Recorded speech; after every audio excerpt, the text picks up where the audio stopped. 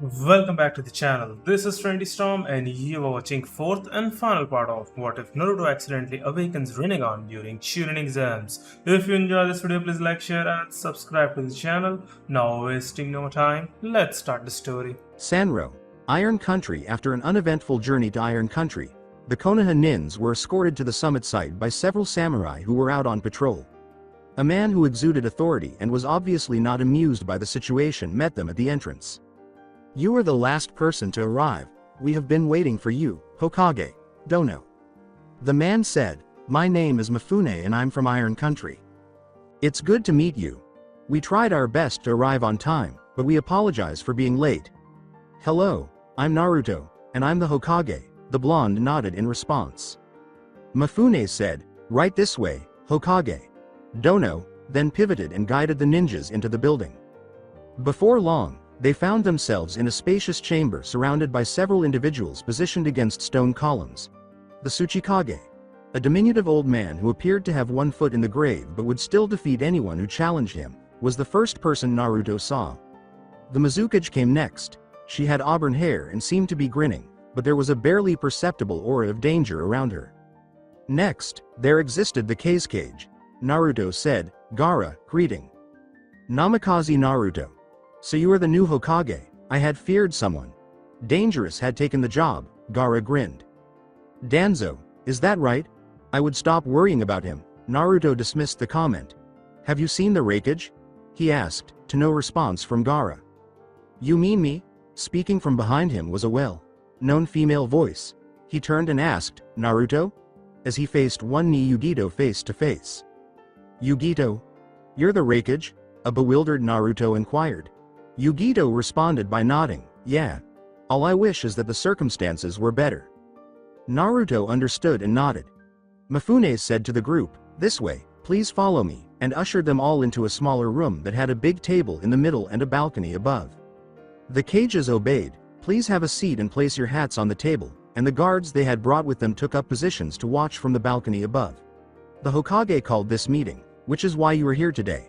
My name is Mifune, and I will be your moderator. Now, the meeting will start," he concluded. Gaara said, "I'll go first. Listen up. The 5 Kages composition has undoubtedly altered. At your age, you have to be exceptionally exceptional to be appointed Kage." Oneki laughed and said, "Your father must have taught you right, but it seems he forgot to teach you manners." The elderly man started to laugh as Gaara shot back, "I guess that's why I'm here as Kage now." Oneki chuckled, "Cheeky brat, please stop interrupting, Tsuchikage." "Dono. Please go ahead, Kage." "Dono," Mei said, attempting to get back on course. "I was a Jinchuuriki once. Akatsuki took me prisoner and almost killed me in order to take the Ichibi out of me. For this reason, I think Akatsuki is very dangerous," Gaara said. "I repeatedly asked the other Kages for assistance, but they all turned a blind eye. With the exception of the former Hokage and Raikage, of course, but only because so many Jinchuuriki have now been apprehended. Help is too late," he concluded. Oneki scoffed at that, saying, "A nation has no business giving commands to other nations if its Jinchuuriki have been taken. It's embarrassing. You ought to have made an effort to retrieve it covertly." Oneki addressed the group, saying, "Once it's stolen, you can't expect other countries to help you. It's advisable that you pay attention to what you say, Tsuchikage. Dono. You're in the room with the 2 Jinchuuriki who are still alive. A former Jinchuuriki and 2 Rinnegan wielders." Naruto interrupted. "I'll overlook that remark this once, but I won't be so forgiving every time." Oneki smirked and snorted, saying, "Namikaze, you all bark and no bite." Naruto shot back, "Just like my father then," which made the Tsuchikage scowl. "We're straying from the subject," Yugito thought. "Just because the Biju have been taken doesn't mean you should be scared. Controlling them requires patience and understanding. Not to mention talent," Mei went on. "It won't happen instantly. The Jinchuuriki will have to grow with the Biju they contain in order to adapt to them, and even then control is challenging. How about Kage? Dono? Hokage? Dono? Raikage? Dono?" Tsuchikage inquired. When facing Akatsuki, who needs to be in control, it would have seemed more sensible to strike them with greater strength or quantity given the characteristics of their members. "So far, it's been effective for us," Naruto replied. Oneki shot back, "Yes, And now there are only 2 Jinchuuriki left. Only Uchiha Madara, Senju Hashirama, the Yondaime Hokage, Yagura and the Yondaime Hokage's brother, Killer Bee have ever been able to completely control a Biju. Naruto pointed out, 2 of which are the descendants of the Rakudo. Sennin. Uchiha Madara and Senju Hashirama both inherited his power, so naturally the Rinnegan is responsible for that. Oneki snorted, the Rakudo. Sennin, he's nothing but a myth.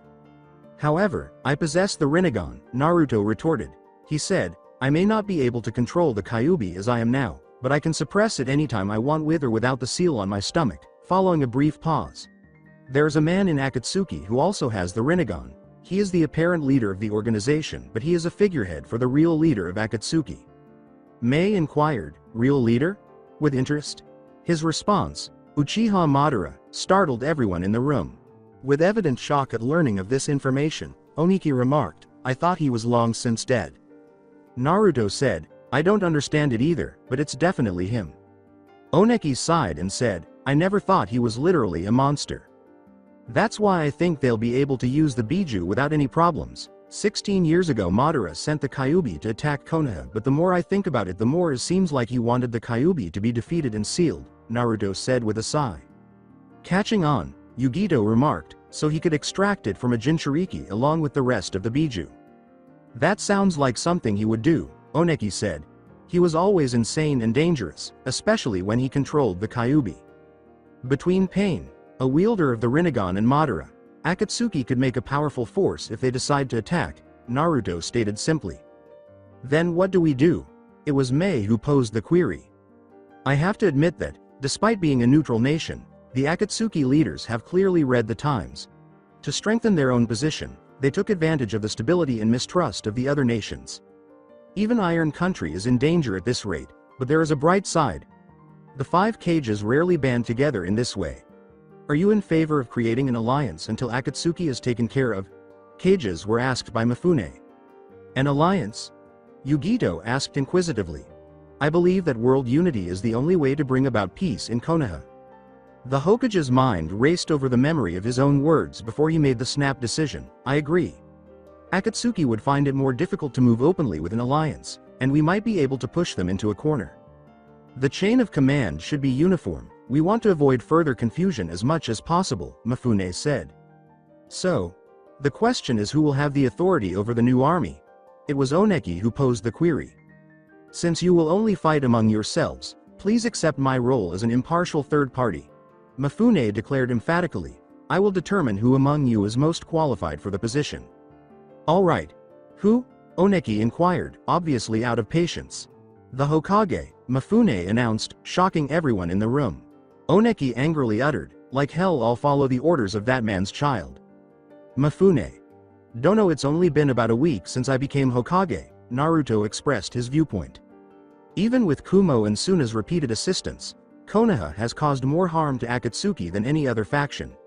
As you are also the Rinnegan's wielder, it only seems right that you head the Alliance's defense against the force endangering the entire planet, Mifune clarified.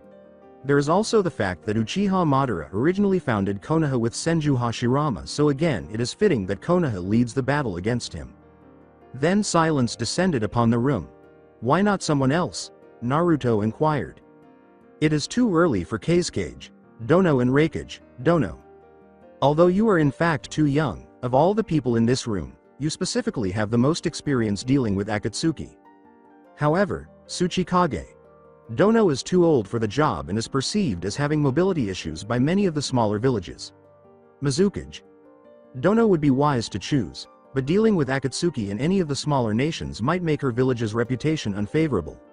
We cannot allow the Kyuubi or the Nibi to fall into the hands of Akatsuki, Mifune said. I don't know what plans he has for the Biju. The room became quiet once more.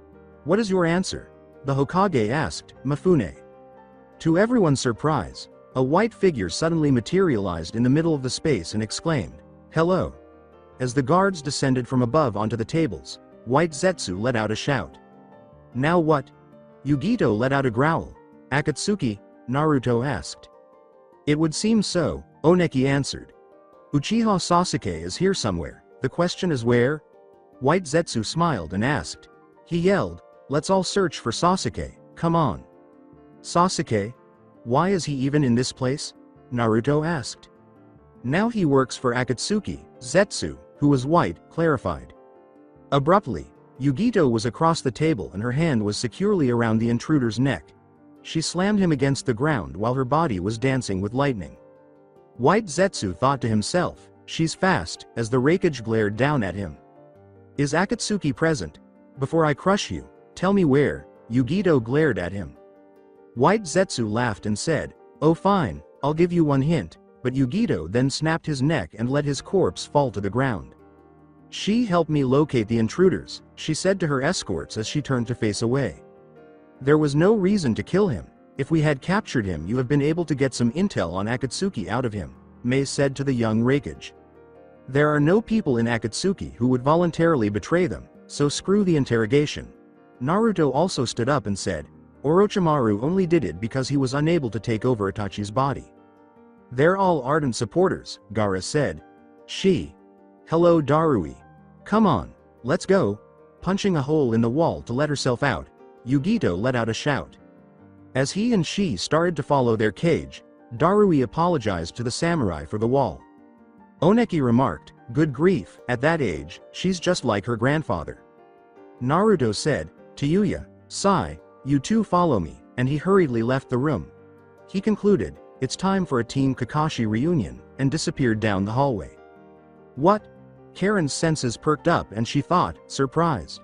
What is it, Karen? Jugo questioned her.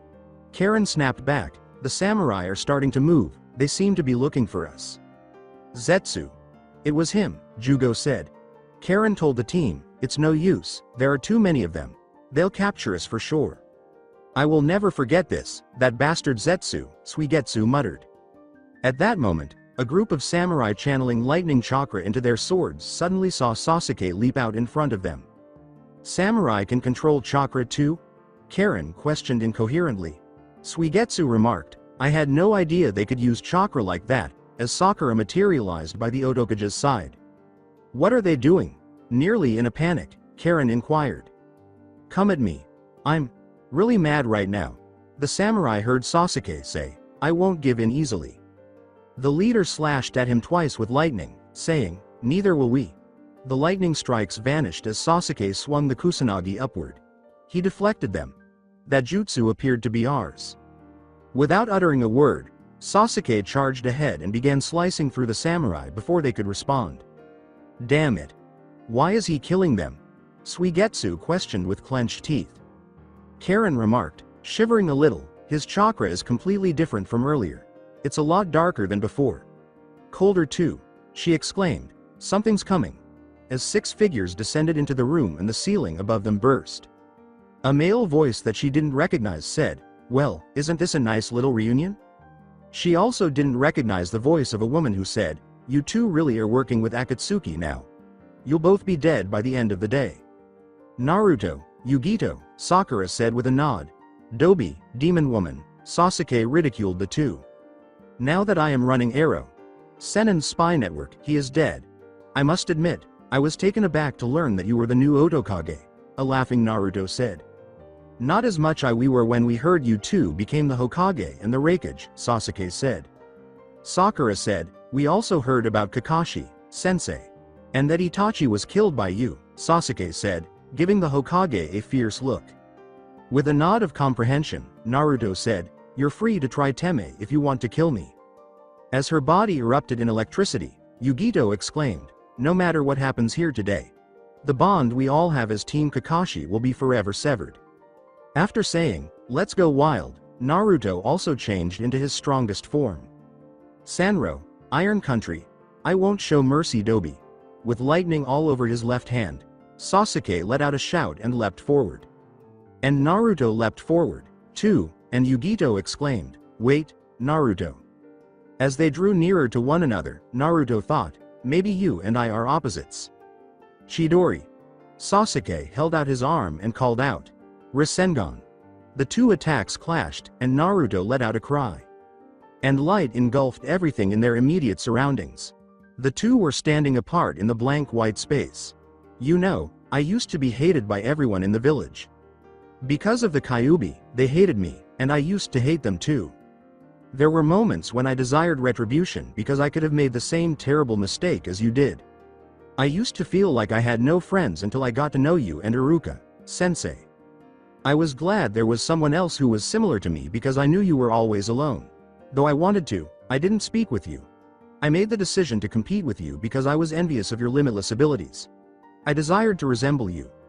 As we carried out our responsibilities as Team 7 and then as Team Kakashi, I had some connections at last. I was constantly pursuing you in an attempt to match your strength. I'm happy to have met you, Naruto grinned. Nothing you say, Naruto, can make me change my mind. I will kill you because you stole my right to retaliation. You eliminated my motivation, he was yelled at by Sasuke. With a nod, Naruto said, I know. You have two options.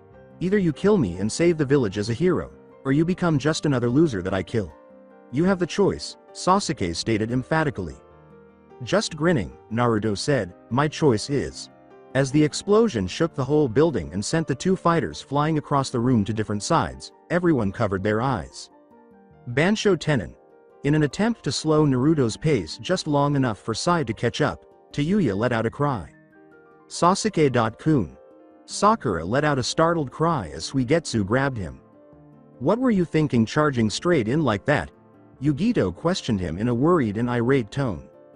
Now, I know for sure, Naruto muttered, either nonchalantly or without paying attention to her. When Sai said, now you know what Hokage, Sama, he stood up. Sasuke.kun? Sakura glanced back and forth between the two, asking a confused question. So that's your answer.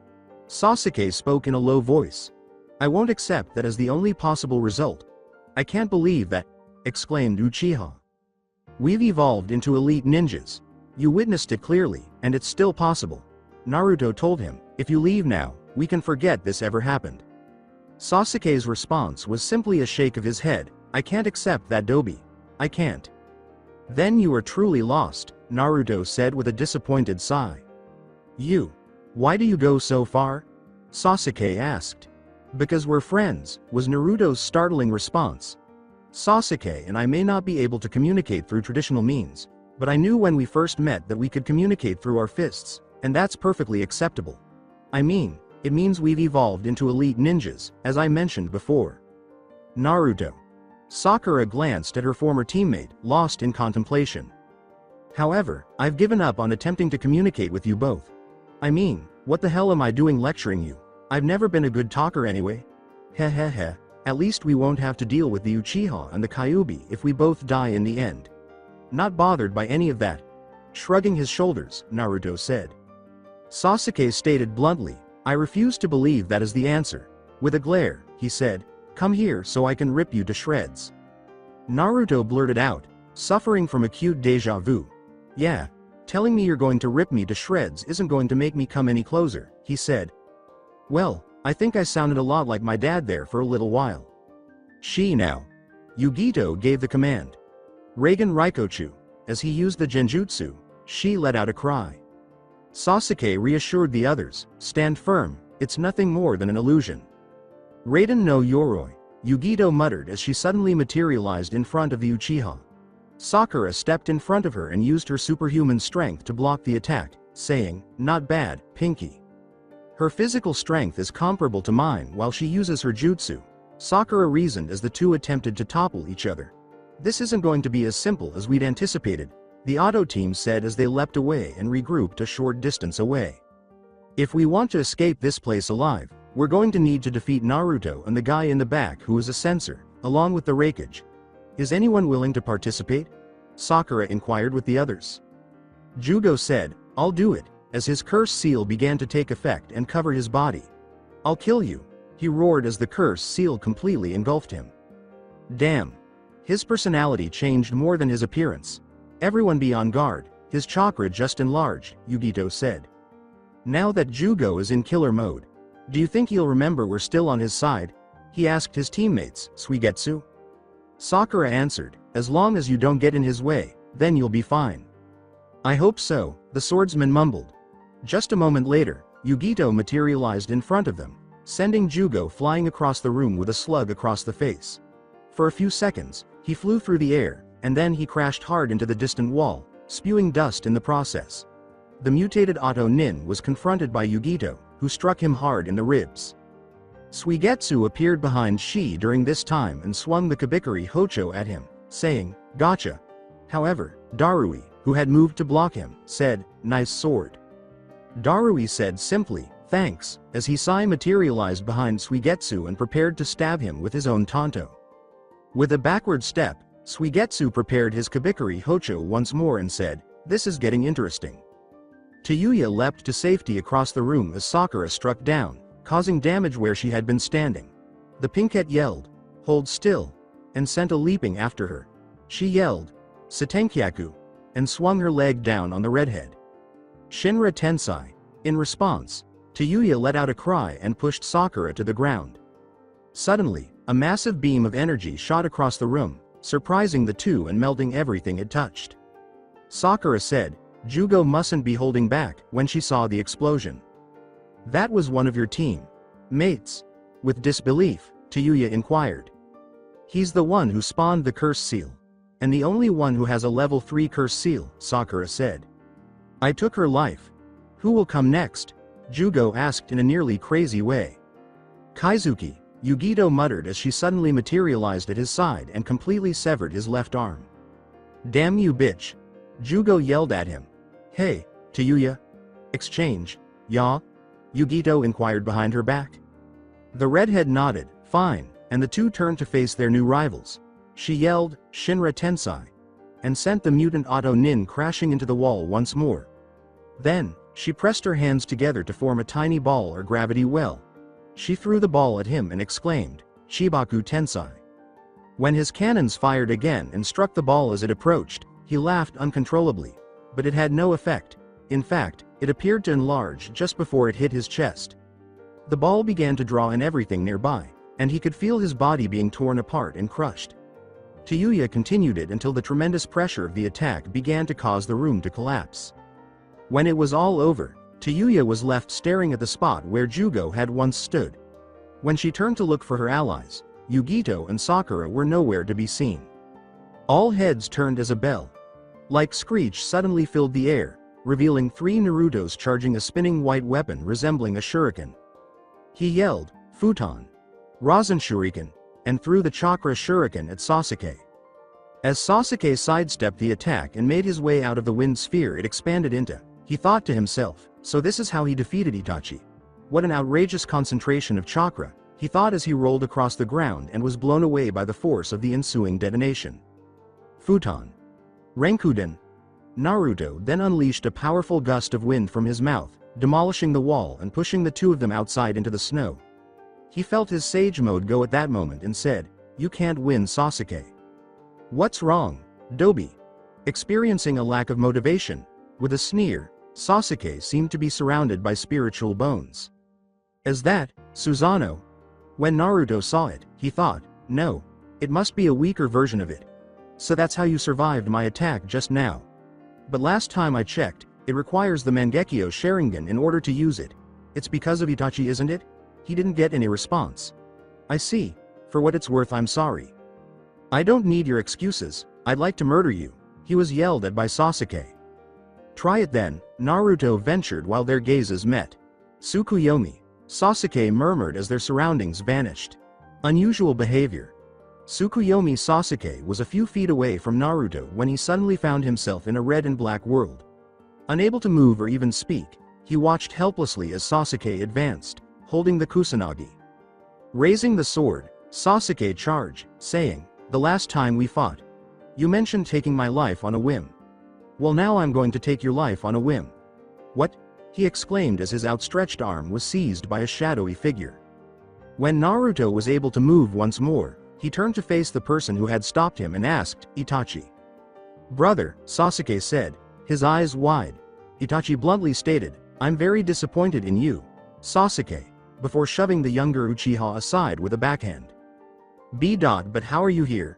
As Sasuke quickly recovered, he asked. "I gave Naruto-kun some of my power, just in case Madara got to you," Itachi responded. "He's not even close to me. I act on my desire to do this," Sasuke yelled out of rage. Even now, you are still a child. I wanted you to survive by pushing yourself past your breaking point with hatred. But it's obvious now that you've let your hate consume you, Itachi remarked, grinning melancholic. He moved in the direction of his younger brother and said, I'm sorry. What are you? Before Sasuke knew it, Itachi touched his forehead in the same manner as he had all those years ago. Itachi smiled and said, Sorry Sasuke, this is the last time. Everything around them became white. Iron Nation. Combat Zone. With a cry of agony, Sasuke fell to his knees and cupped his head in his hands. The Uchiha in front of Naruto howled with cries of physical and emotional agony, but he remained frozen in place. Naruto begged, Sasuke, please don't make me kill you. Itachi loved you more than anything. Naruto, please stop talking. Damn it. He felt his hatred surfacing again, and he screamed out in pain and rage. With a swift movement of his scroll, Naruto called forth a clone of Sage, Gyaku Kachiyose no Jutsu. A second later, the clone dissipated and his Sage mode reappeared. Can you even hear me, Sasuke? He asked. I told you to stop talking, Amaterasu. Flames shot black and toward the blonde. In a burst of yellow light, Naruto said, Shunpo no Jutsu, and he reappeared behind the Uchiha. Amaterasu no Tate, Sasuke muttered as black flames surrounded the spiritual bones. Cho Udama Rasengan. With the enormous spinning chakra ball in his hands, Naruto struck, turning the surrounding area into a crater. There was a visible hole in the ground where the jutsu had exploded because boulders, trees, and the earth itself were blown away. After the dust settled, Sasuke was visible standing in the center of a sizable Yamabushi, each arm holding a shield and a bow. Naruto thought, that's not like Itachi's Susanoo. The Yamabushi raised its bow and shot an arrow at the blonde, but Sasuke remained silent, asking himself, what's with that arrow's speed? Being immobile, Naruto invested all of his chakra into his upcoming jutsu, Shinra Tensai.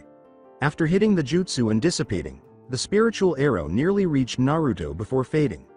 I overused my gravity jutsu and I was still barely able to stop his attack. I can't take a hit from one of those, the victim said. Tobi. Furious, Sasuke let out another shout as the Yamabushi shot another arrow. Naruto didn't respond at first, but he soon realized that he would have to use Kyuubi's chakra, as he had done numerous times before, since he wouldn't be able to avoid or deflect the attack this time. He had initially opposed using it after his battle with Danzo, but he understood that he would need to use its power in order to survive as long as he was the Kyuubi Jinchuuriki. And the fox only gave a damn about surviving. His form vanished in a column of red light, his body engulfed in the menacing embrace of the Kyuubi's chakra. A few moments later, the light subsided, revealing a human-sized chakra fox covered in bones and with 6 tails behind him. When Sasuke noticed this, he shot another arrow with the intention of ending this for good. The sound reverberated throughout the battlefield as the arrow struck the Kyuubified Naruto in the chest with devastating force, exploding granite and dust. Once it was clear, the fox stepped around a big rock and smiled at Sasuke, who was giving him a fierce glare in return. So, Tobi, this is what it's come to. It's irrelevant, Sasuke remarked, still glaring, through raspy breaths. A moment later, Naruto vanished in a flash of speed and materialized by his side, asking, what? With a tremendous roar, Naruto punched the side of the Yamabushi and nearly reached Sasuke before the Uchiha could react and swat him away with the massive spiritual shield. Oh no! Sasuke exclaimed as he noticed the fox conjuring a dark ball of chakra near his mouth. I must halt him, he said, aiming another arrow at him in an attempt to prevent him from completing his jutsu.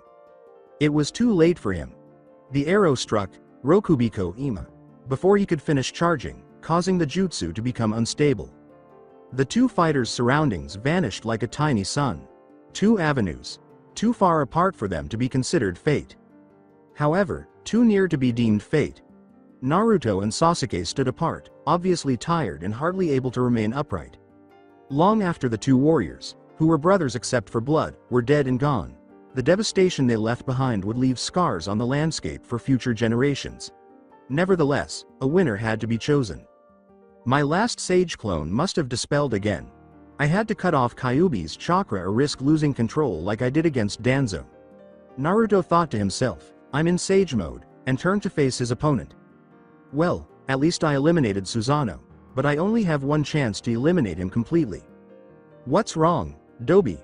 Do not pretend to be afraid of me, Sasuke made fun of. Sasuke, you were the timid one on our team. Do you recall our most recent altercation? It seems like a lifetime ago, a smiling Naruto inquired.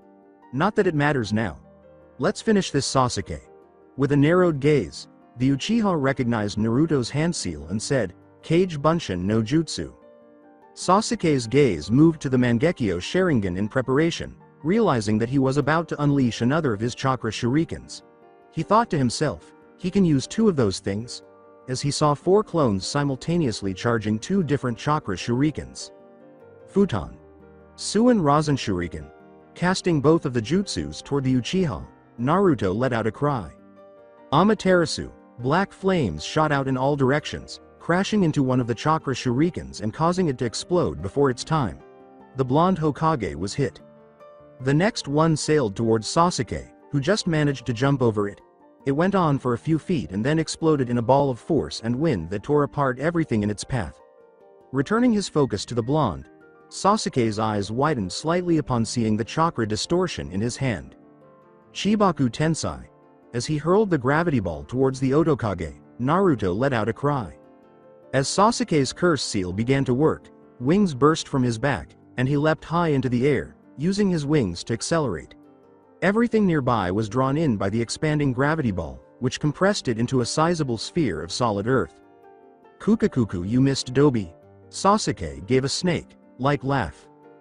Bansho Tenin. When Naruto yelled, a big ball that resembled the moon was abruptly thrown at Sasuke, who was in the air. What? As the sphere crashed into him and then descended to the surface, Sasuke gave a pensive explanation.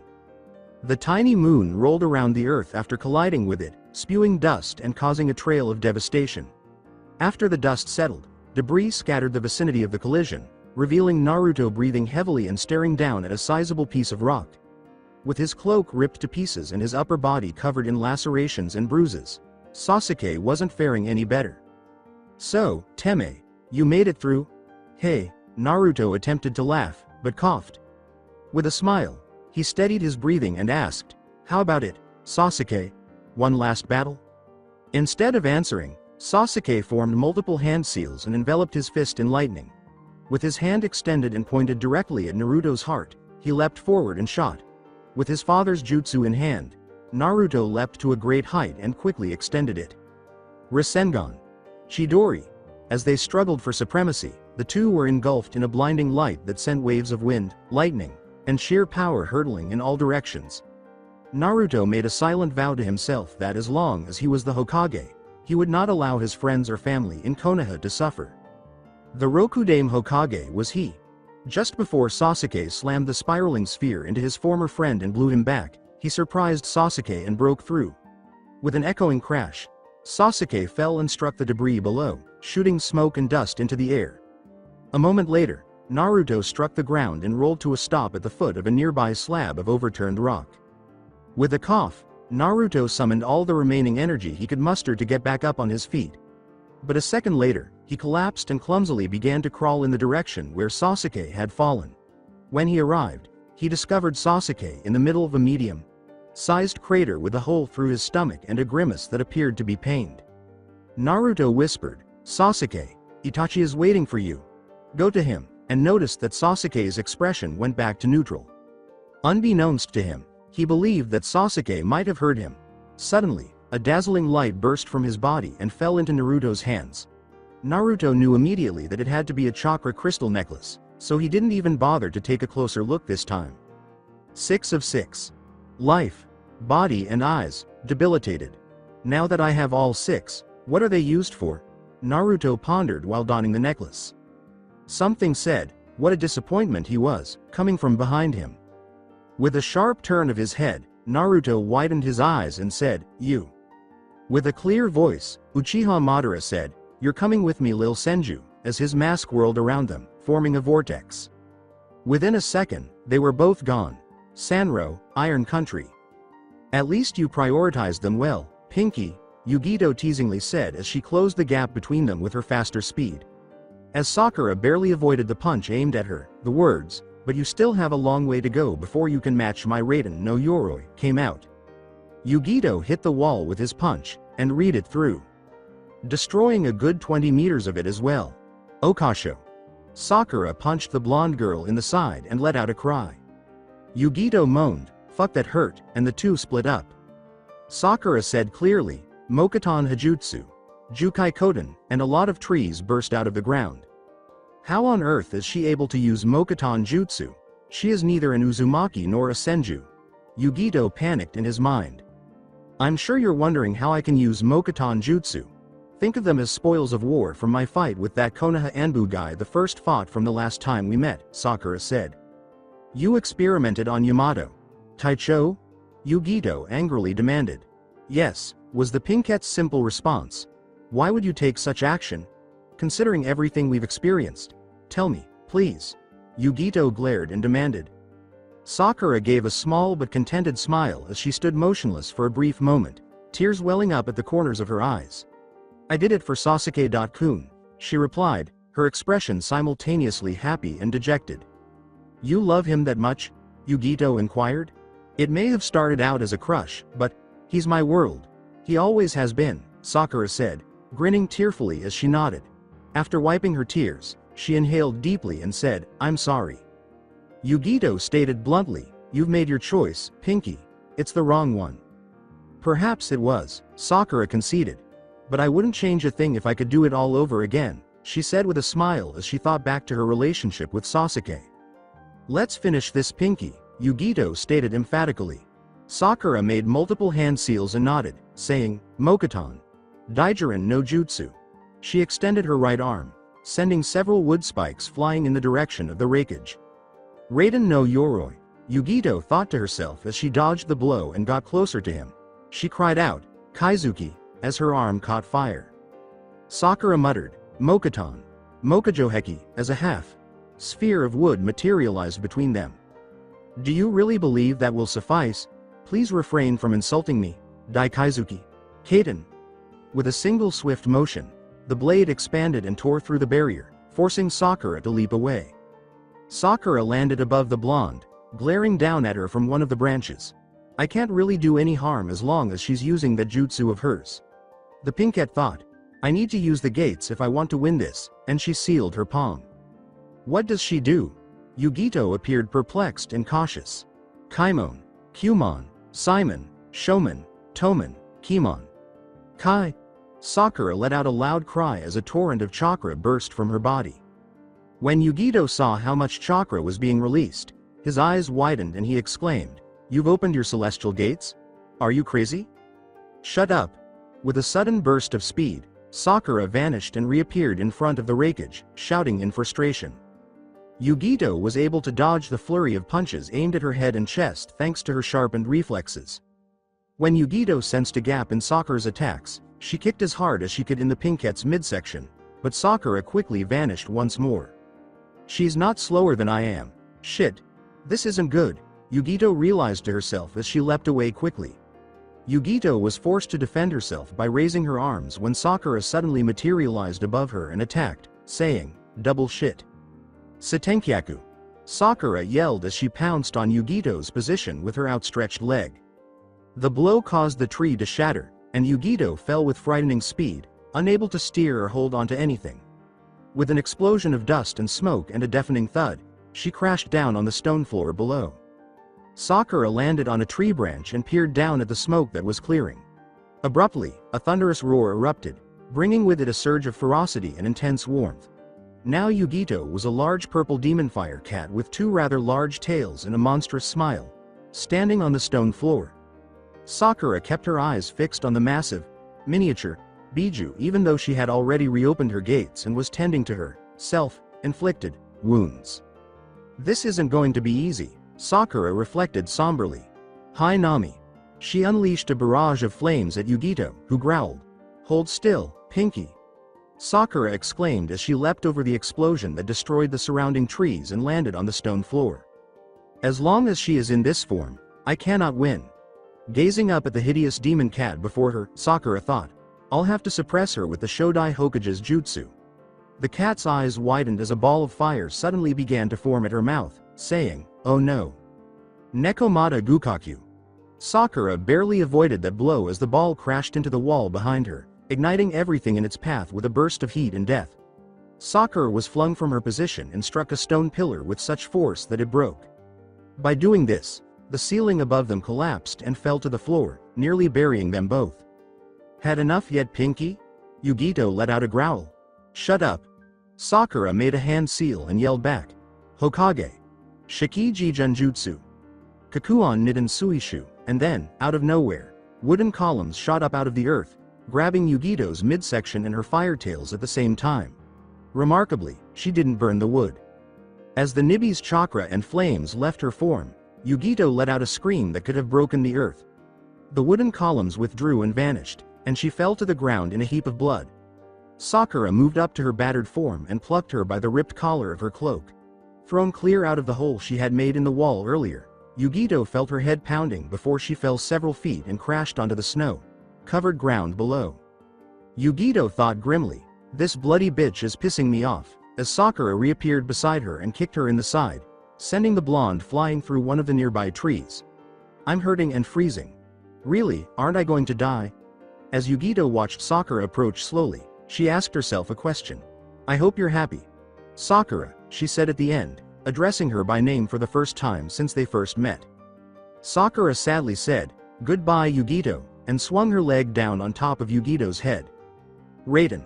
Kirin," Yugito muttered as a massive, dog-like creature formed of lightning appeared out of the sky, snaring the two in its embrace. As the light faded, Sakura had vanished entirely, and Madara was standing there holding Yugito in his arms.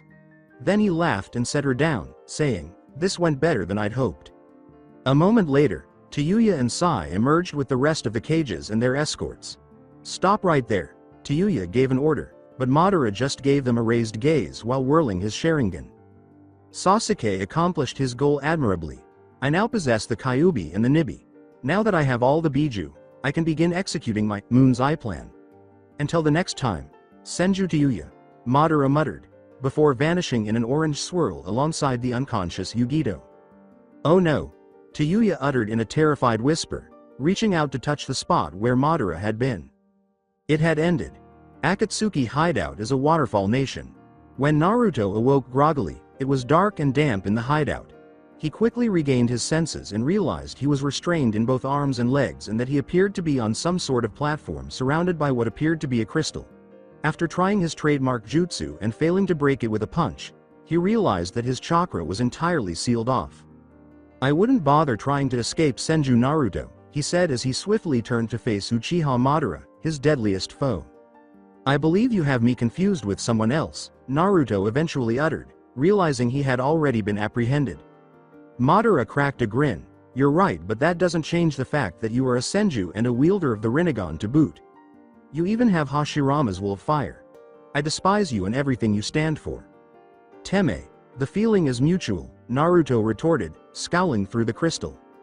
With a childlike sway of his head, Madara said, "Even now you are unafraid of me.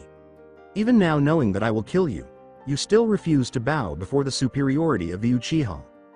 Could you be any more full of yourself? Just because my ancestor and your ancestor were brothers and you ancestor just so happened to have a battle fan shoved up his ass sure as hell doesn't make him superior.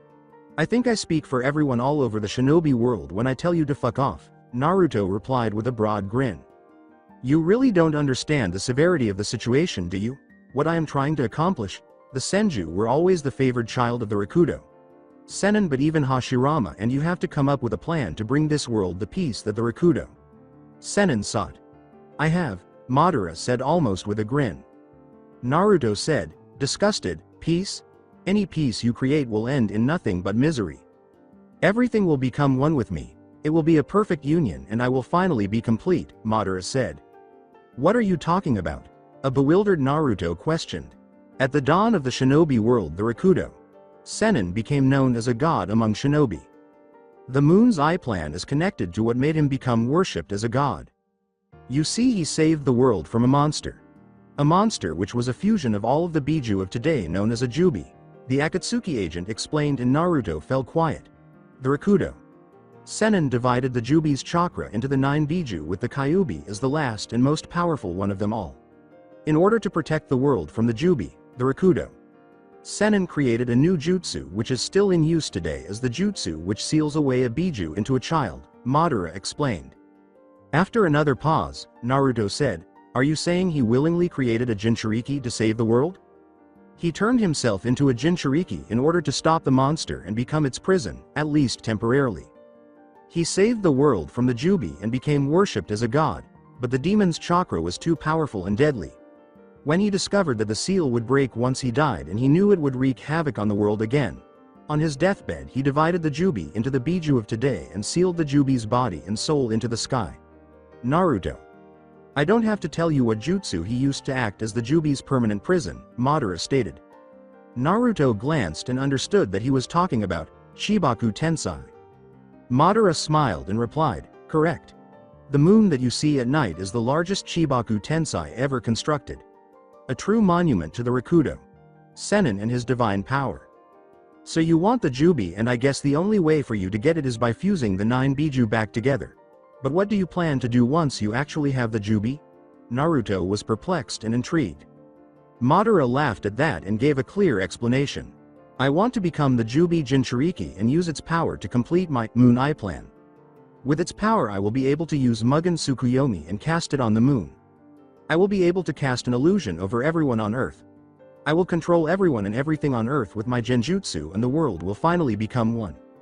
A world without ill will or strife. Everything will become one with me. Everything will become united.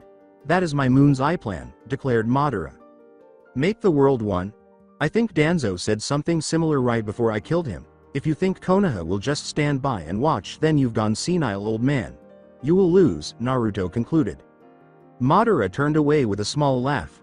"I must say I am surprised, Senju Naruto. A revelation of this magnitude and still you don't falter an inch. Not that it matters, you will be dead soon enough." Naruto questioned him. "Why did you tell me this? I'm going to die anyways, so why tell me? You are a Senju. I wanted to see the look on your face when you found out exactly how far the Uchiha have surpassed you," Madara said with a smile. With a swift click of his fingers, Madara said, "Now nighty-night, little Senju," and Naruto fell against the crystal, obviously unconscious. "Soon the world will be mine," declared Madara as she made her way down the hallway where the sealing room and the zombie twins were wrapping up their first extraction preparations. Suddenly, the remaining members of Akatsuki appeared in the room, either as another hologram or in person.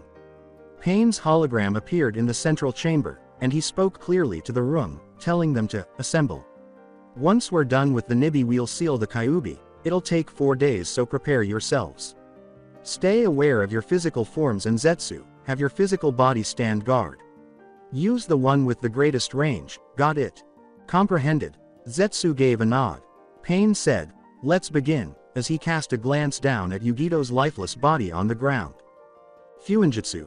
Genryu Q Fujin. "An enemy is moving toward the hiding place," White Zetsu said. Pain asked, "How many enemies are there, and who are they?"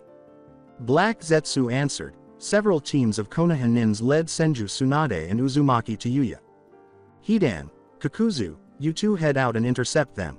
Keep them from interfering," Pain said. "It seems like Uzumaki Tayuya has a bounty on her head," Kakuzu thought to himself before leaving the room. Hidan called out to his companion, "Wait for me, Kakuzu. Jashin. Sama demands I be the one to kill them," and ran after him. Kakuzu merely said, "Hidan, shut up," as they vanished. After they left, Pain turned to Madara and said, "We should move the Kyuubi out of here now and extract it at another location. We may be able to finish extracting the Nibi, but once the task force from Konoha gets here we will be unable to extract the Kyuubi if we remain. I'll move him to the hideout on the grass country border once we finish with her," Madara said. "I see peace," Pain thought to himself as he turned back to the work at hand. Forest country with waterfalls. With the Hokage, well, unavailable, Tayuya ran as fast as she could through the trees, constantly reminding herself not to try to pass Tsunade, who was in command of all Konoha forces. She was still in shock at what had transpired when Madara had taken hold of Yugito and Naruto, who were weak and worn out from their fights with two extraordinarily strong adversaries, Akatsuki operatives with supernatural strength. The other Kages decided to form an alliance against Akatsuki after Madara abducted them, forcing Tayuya to represent Konoha at the summit and a man by the name of Darui to represent Kumo. They had all gone back to their houses right away to let their respective villages know what had transpired.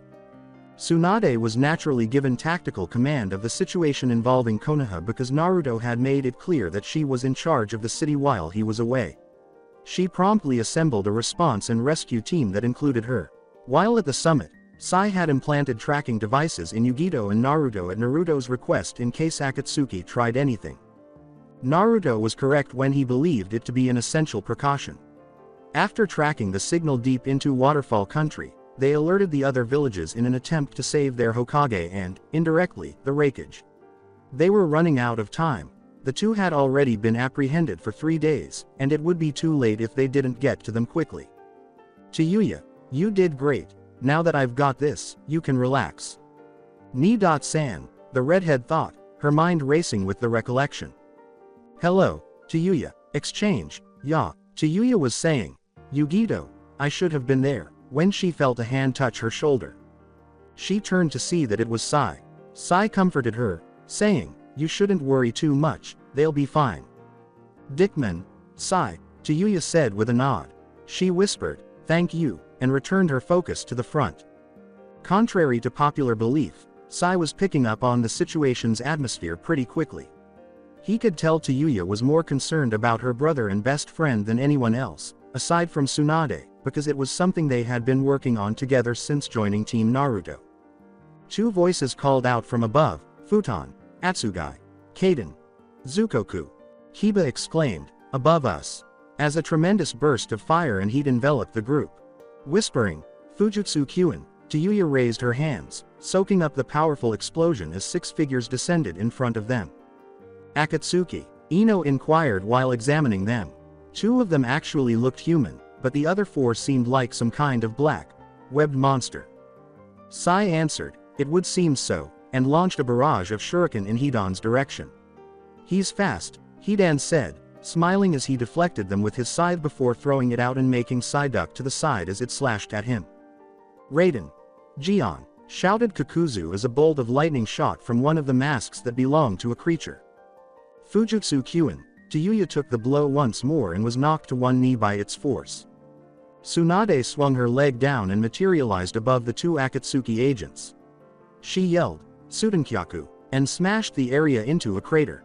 As he slid away, Hidan called out in surprise, Kakuzu. As Kakuzu recovered as well, he responded, I hardened my body with Domu at the last second so I'm alright. Is it possible for him to harden his body using some sort of jutsu? Sounds like the lightning jutsu of Yugito. Chan, Tsunade thought. Tsunade of the Sanin, renowned for her medical knowledge but more importantly her super strength, I must say it has been a while since I fought a senju. Physical attacks are useless against me so you aren't really a threat, Kakuzu said with a joking voice.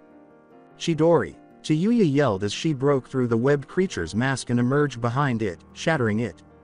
What? Hidan looked over at the Tayuya with which they had been fighting, his expression shocked. It vanished into water when she pulled a switch with a water clone. Tayuya yelled, one down, as the body erupted, collapsed to the ground, and vanished. I didn't even sense you, Kakuzu said with irritation in her voice. Wait. Red hair and the Rinnegan. Uzumaki Tayuya I presume. Yet another senju comes out of nowhere to fight me, you have quite the bounty on your head you know. When Tayuya called, Tsunade. Obaken, Tsunade gave her a shady glare and threatened to hurt her if she called her that again. Take everyone on ahead while Sai and I deal with these 2, she yelled.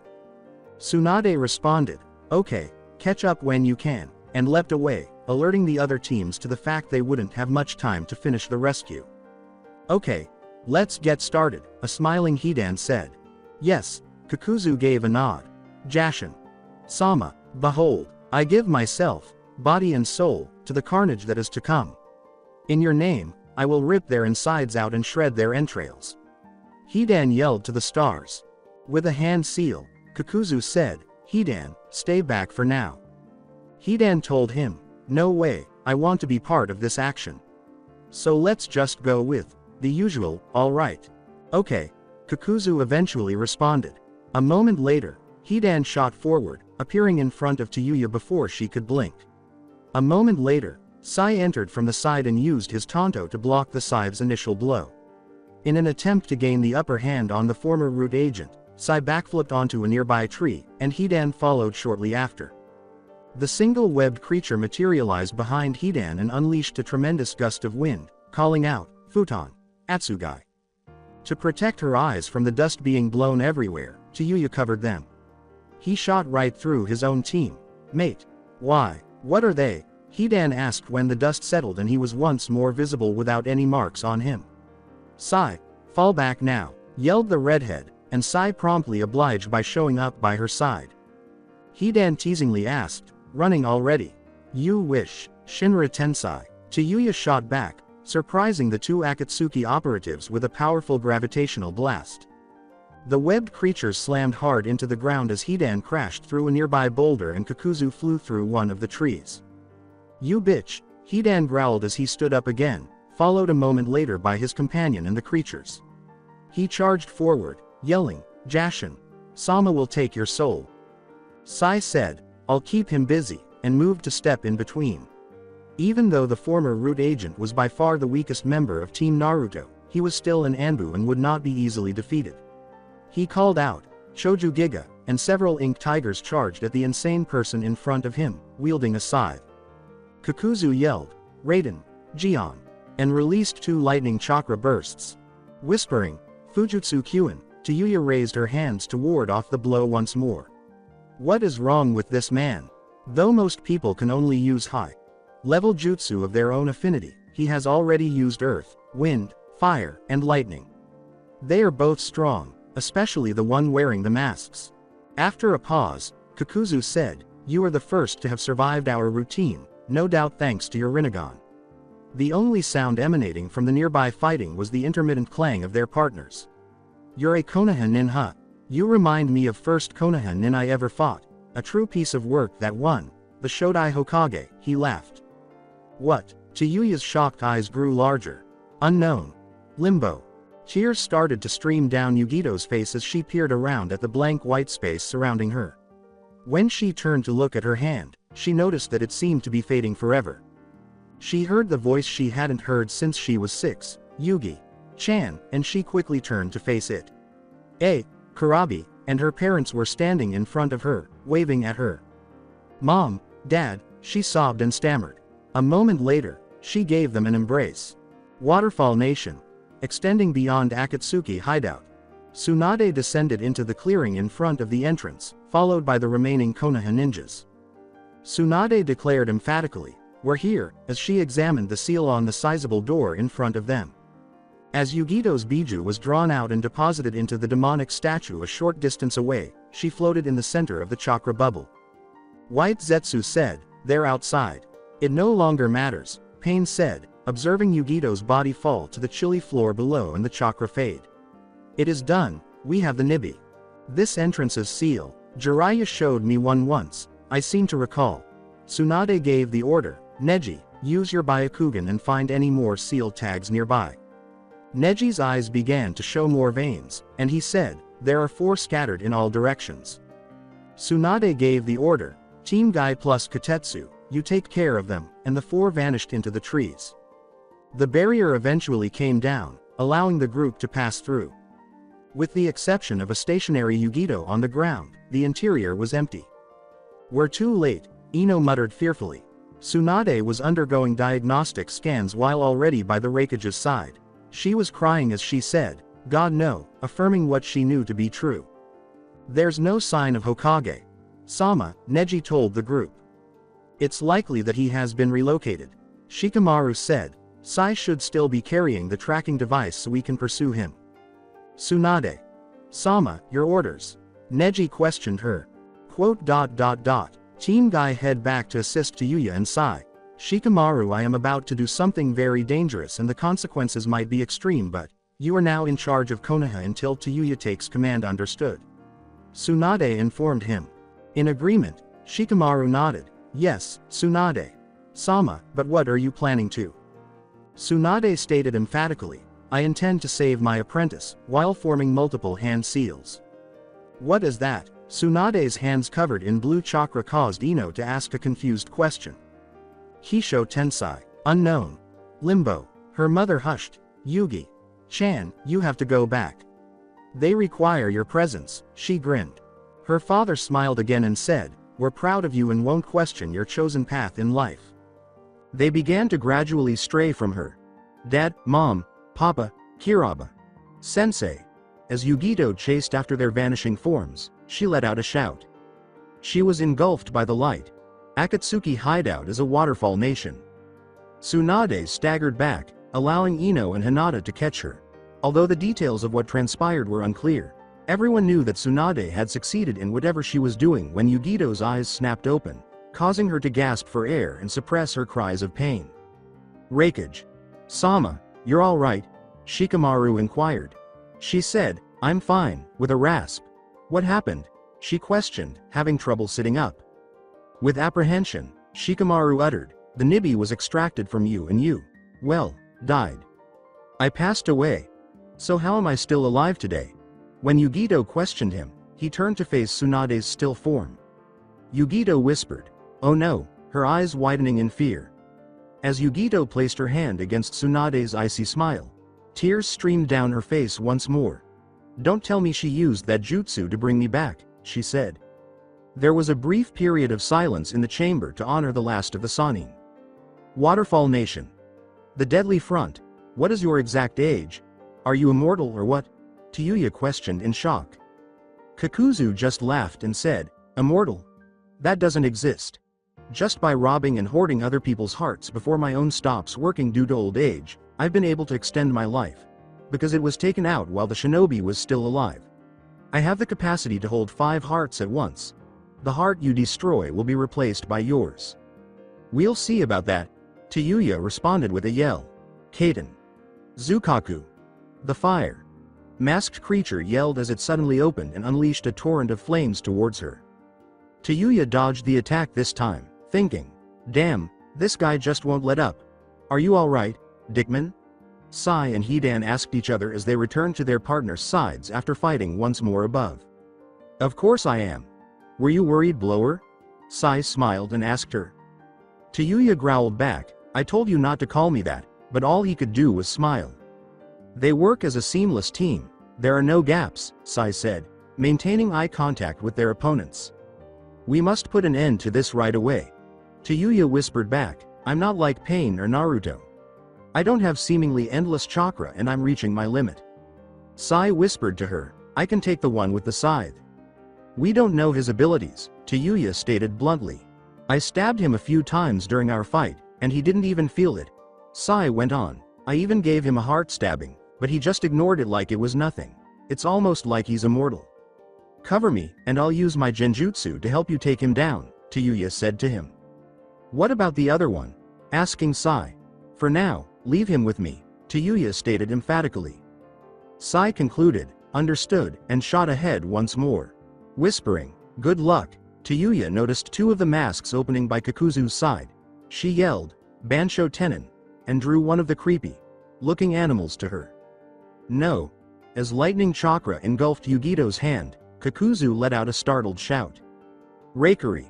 The webbed creature disintegrated as Tayuya slashed it straight down the middle, evoking a cry. That will cost you money. Futon. Good luck, Kaden. Zukoku. A massive wave of fire enhanced by the wind shot towards Kakuzu, who let out an exclamation.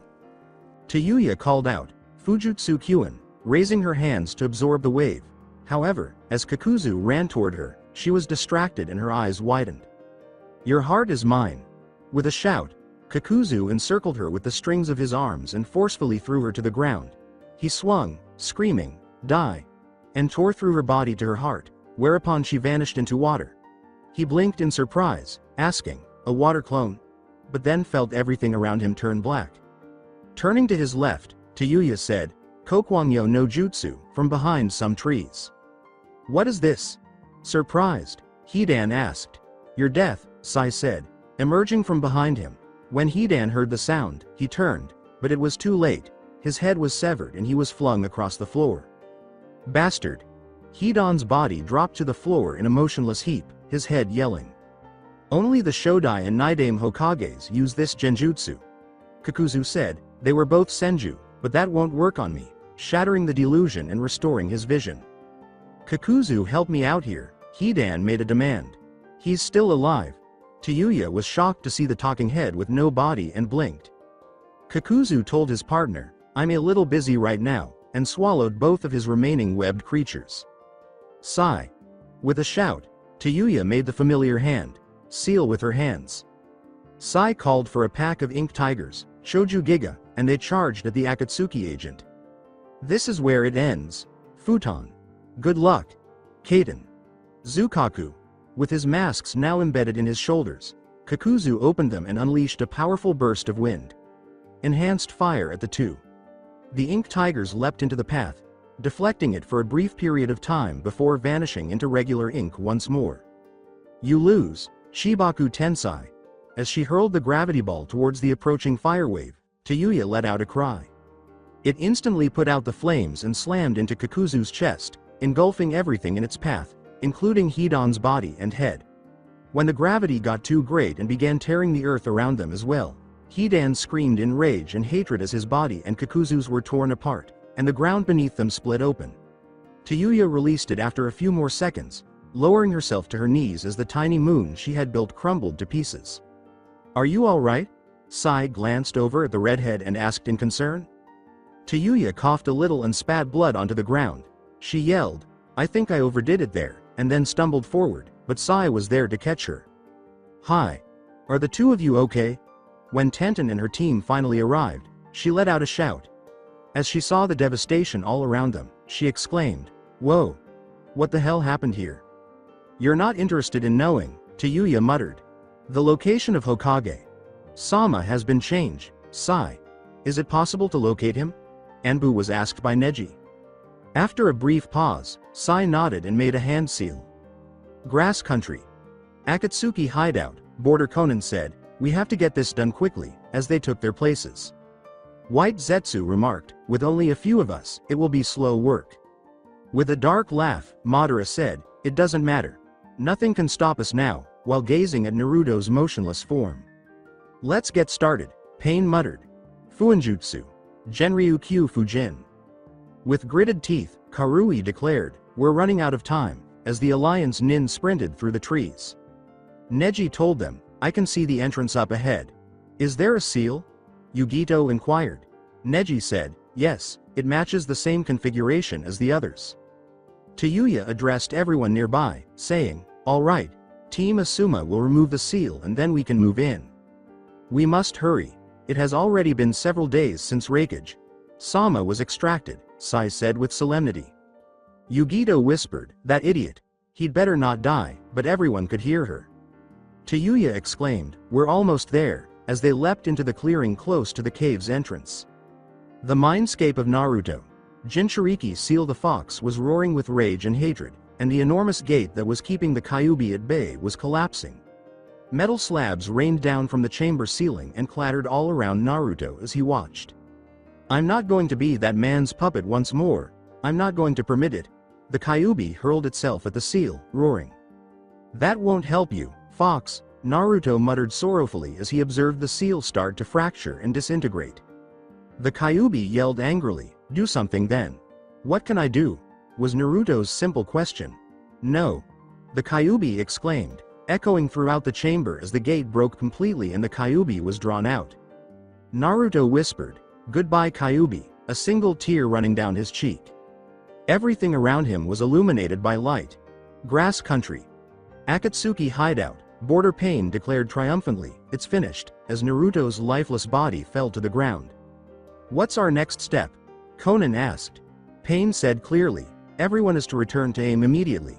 Then we will test the weapon.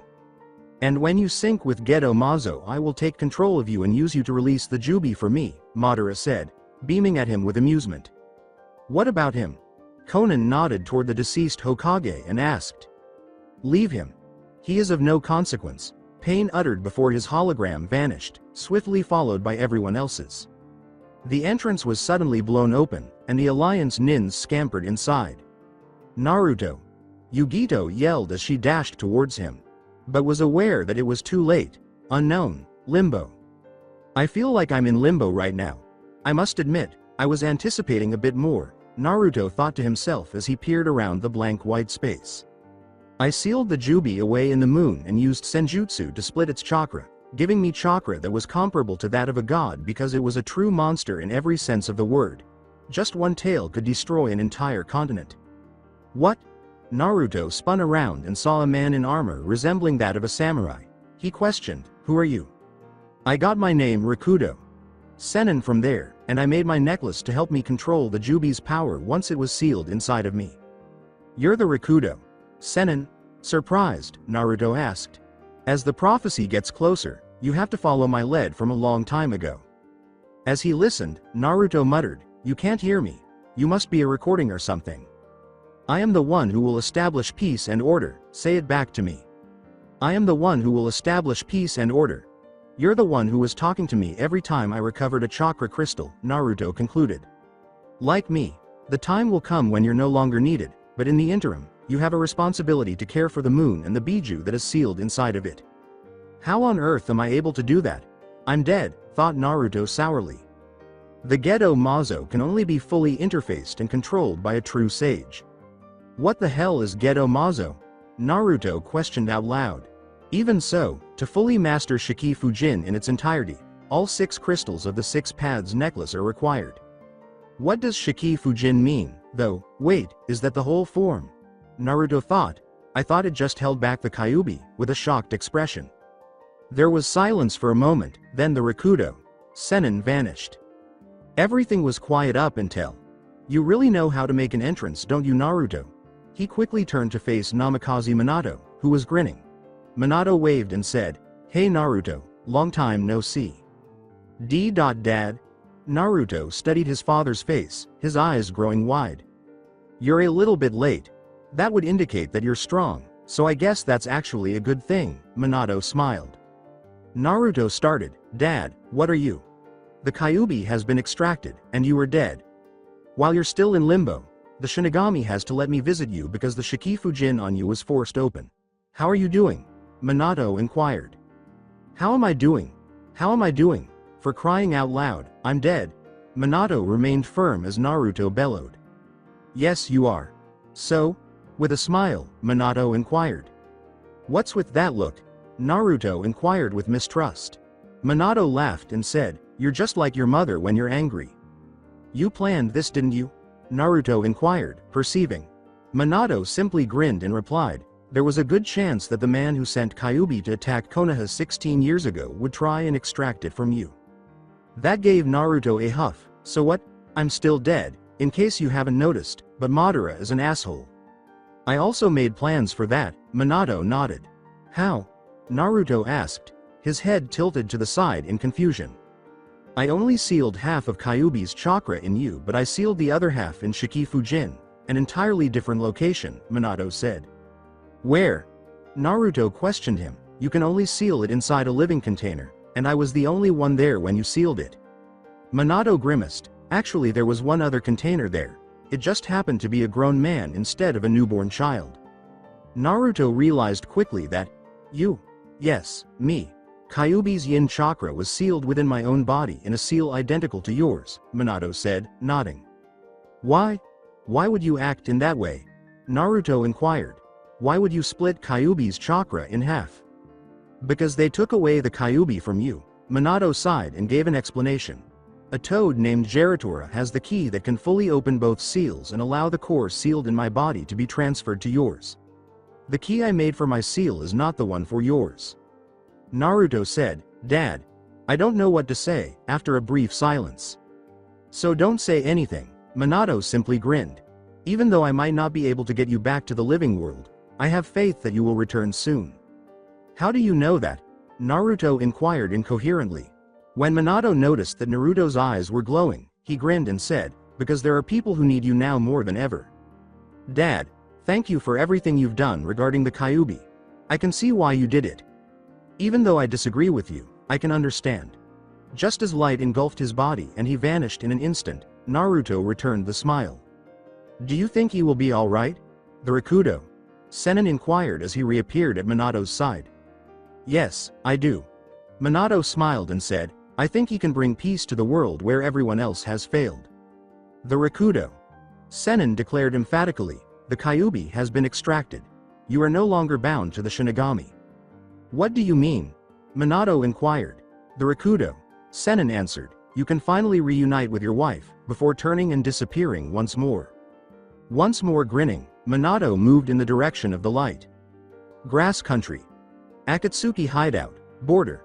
Come on, idiot, wake up, Yugito said, cradling the Hokage's head while attempting to maintain her cool. She begged, Naruto, come on, open your eyes. Tayuya clenched her fists and muttered, this can't be happening. Don't leave me. I love you, Yugito yelled at him while her face was streaming with tears. The 6 crystals on his necklace began to glow almost immediately, and the chamber was filled with the sound of a low humming. Just as everyone was about to be hit by a weak shockwave, the crystals began to float above his head. What is that? Wiping tears from her eyes, Yugito asked. Tayuya shook her head, unsure of what to say, I don't know. To the surprise of everyone, Sai replied, those are the chakra crystals Hokage. Sama has been collecting over the years. Danzo. Sama had extensive notes pertaining to the crystals, but he was unable to ascertain their purpose. I will grant you resurrection in order to save his life, but he might never be able to fight again due to the Shiki Fujin. Did you guys hear that? Tayuya questioned, startled by the voice. Hear what? Sai asked. Though his body and eyes will be severely weakened, just as mine were when I sealed away the Jubi in the moon, you might be able to give him his life back. Is it worthwhile? Tayuya said, that, looking surprised. Yugito said to her, we don't hear anything Tayuya. To everyone's surprise, the crystals suddenly burst into life once more and shot toward Tayuya. Her Rinnegan abruptly activated as the crystals began to spin around her and then integrated into her. She felt 2 encrusted in the backs of her hands, 2 more in her shoulders, and 2 more in her knees. Tayuya, are you alright? Yugito questioned the brunette. The voice that answered, I will bring peace and order, was not Tayuya. In an instant, the redhead created a hand. Seal and released chakra, revealing her true form, Gedo. Rinne Tensai no Jutsu. The group Alliance ninjas were startled when a big statue burst from the earth behind them, and they fled in terror. What is that? Kiba gave a terrified cry. Tayuya heard the voice say, girl, once more. It told Yugito to anchor his heart and his soul will return.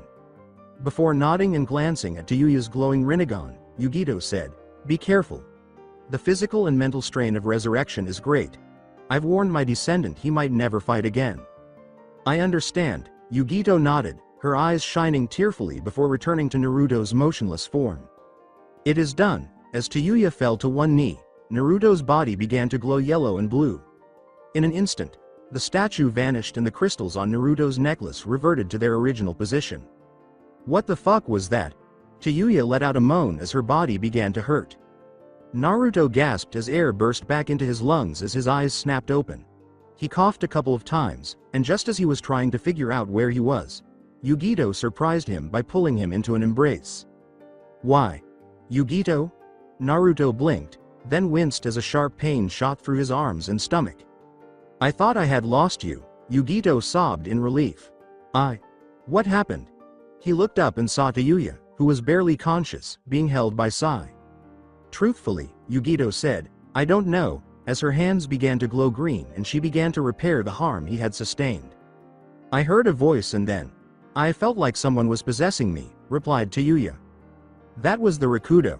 Sennin, I believe, replied Naruto. We should leave while we can. Akatsuki could show up at any time, Sai said. It seems like Akatsuki no longer has any concern for us, Tayuya shook her head. With a heartfelt smile, Yugito pleaded with the Hokage, don't ever leave me again. Yugito? Naruto gazed at her, then asked. What? She inquired again. Marry me. Rain Country. Headquarters of AIM and Akatsuki. The moment has finally arrived. We have accomplished our goal and are in possession of all the Biju. It's time for us to transition into the last stage of the plan, Nagato said to the group from his seat. Is that all right with you, Madara? He asked in a monotone voice as he turned around. Turning to face the leader of Akatsuki, Madara thought, Shiki Senju. Fine, I'll play your game a little longer just to see if it works properly before I release the Kyuubi. Do what you want, pain, the man said, ignoring the sarcastic tone in his voice. With a hand seal, Nagato exclaimed, Kacheyose. Geto Mazo. In the middle of the room, a massive demonic statue with 9 eyes suddenly rose from the ground, proclaiming, now can begin. Conan warned Nagato to exercise caution as spikes resembling cables shot out of the statue's hands, and struck all 6 paths of agony in addition to Nagato. From his chair, Nagato said, it's done. I am now fully synchronized with Geto Mazo. Who shall be the first target? With a sly grin hidden behind his mask, Madara asked. His Sharingan spun, and he thought, just a little more. And then I will force him to use Rinne Tensei on me. Nagato responded, Konoha, as the statue started to glow. The statue raised its head to the sky as the roof parted. Chakra began to gather from the 9 eyes and centered at the statue's mouth, where it condensed into a sizable ball of energy. Nagato declared, peace has arrived, as the ball began to glow and ascend into the sky. A few seconds went by, and the ball vanished into thin air. It didn't work, Madara growled, gritting his teeth. He barked, why didn't it work? Nagato focused while closing his eyes, saying, it's the Kyuubi, and its yin half of chakra is missing. The Kyuubi. Senju Naruto. That annoying little brat, he must have planned this, Madara angrily said. What do we do? Conan questioned the pair. Nagato said emphatically, I will capture Namikaze Naruto and we take the rest of the Kyuubi's chakra. So close, Madara furiously thought. Fire country, hospital, Konoha. So, doctor, what is the prognosis? Will I survive? Naruto questioned in jest. You're fortunate to be alive, Hokage. Sama, Shizune retorted after completing her wound care. What's your point? Naruto gave a blink. Your healing factor has significantly decreased without the Kyuubi. Shizune sighed as he returned to tending to his back wounds. Since Tsunade Sama is no longer with us in Raikage. Sama has returned to Kumo to gather his forces. I can only do the best I can. Stop worrying about it. You're one of the best around, Shizune. Nay. Chan, and you studied under Senju Tsunade. Few people can claim that. Just get me well enough to walk on my own, and I'll be alright, Naruto informed her. Hokage. Sama, you're as far from fine as it gets, with all due respect. Your immune system is practically non-existent, your internal organs are barely holding themselves together, and your chakra coils are all but destroyed. You truly need rest, unlike Raikage. Sama, who was more attached to the Kyuubi than you were to the Nibi, Shizune said emphatically. I appreciate your concern. Please finish, Shizune. Nay. Chan, as I am the only one who knows my body better than you, Naruto grinned. Not even a second later, Shizune's glowing hands stopped, saying, it's done, but I recommend that you don't do anything stressful for at least few days. After donning his new coat, Naruto grinned once more and said, I'll try not to, but no promises. Knowing that was the best she would get, Shizune sighed and said, just be careful. Aren't I always? Waving, Naruto walked away. When the door shut, Shizune gave a snort. Whispering, time to grab some ramen, Naruto started walking in Ichiraku's direction. As Konohamaru walked into the ramen stand, he called, I thought I'd find you here, Ni-san. Hey Konohamaru. Where have you been hiding? Again, Naruto greeted. You've matured, he said. Konohamaru was polite enough to blush, kinda been on missions with my team. You're a genin now? Observing the hite on the young Sarutobi's head, Naruto inquired. Konohamaru nodded, yeah, and showed him the hite. Who's your sensei? Naruto asked. Konohamaru gave a sheepish, Ebisu. Sensei, response. That pervert? Surprised, Naruto asked. He's not so bad, Konohamaru said with a nod. He has been imparting knowledge to us. If you say so, Naruto said, shrugging, returning to his bowl of ramen. There was a brief pause before Konohamaru spoke once more, saying, Ni-chan, I heard that you defeated the final Uchiha at the summit. The village is abuzz with news, and some even claim that you overcame death to return to us. Naruto said, actually Tayuya saved my life and yes I did kill Sasuke, with a small laugh, his gaze remaining fixed on the ramen in front of him. Aren't you happy you don't have to deal with something like that anymore? Konohamaru inquired, perplexed. I still thought of Sasuke as a friend, despite how far he had fallen. Naruto answered, I may have been constantly upset with him for his actions, but he was still a friend, and I can't hate him for that. After a moment, I'm not sure I understand what you mean, Konohamaru remarked. I hope and pray that you never do, a smiling Naruto said.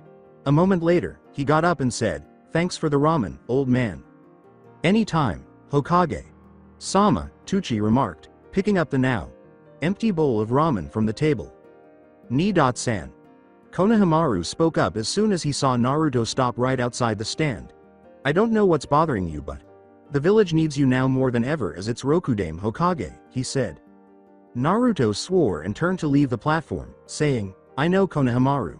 You shouldn't worry so much, I won't let anything happen to Konoha. That's a promise. The day was going to be lengthy. Fire Country. 4th Hokage's head, Hokage's monument. Naruto strolled through the monument's dimly lit hallways.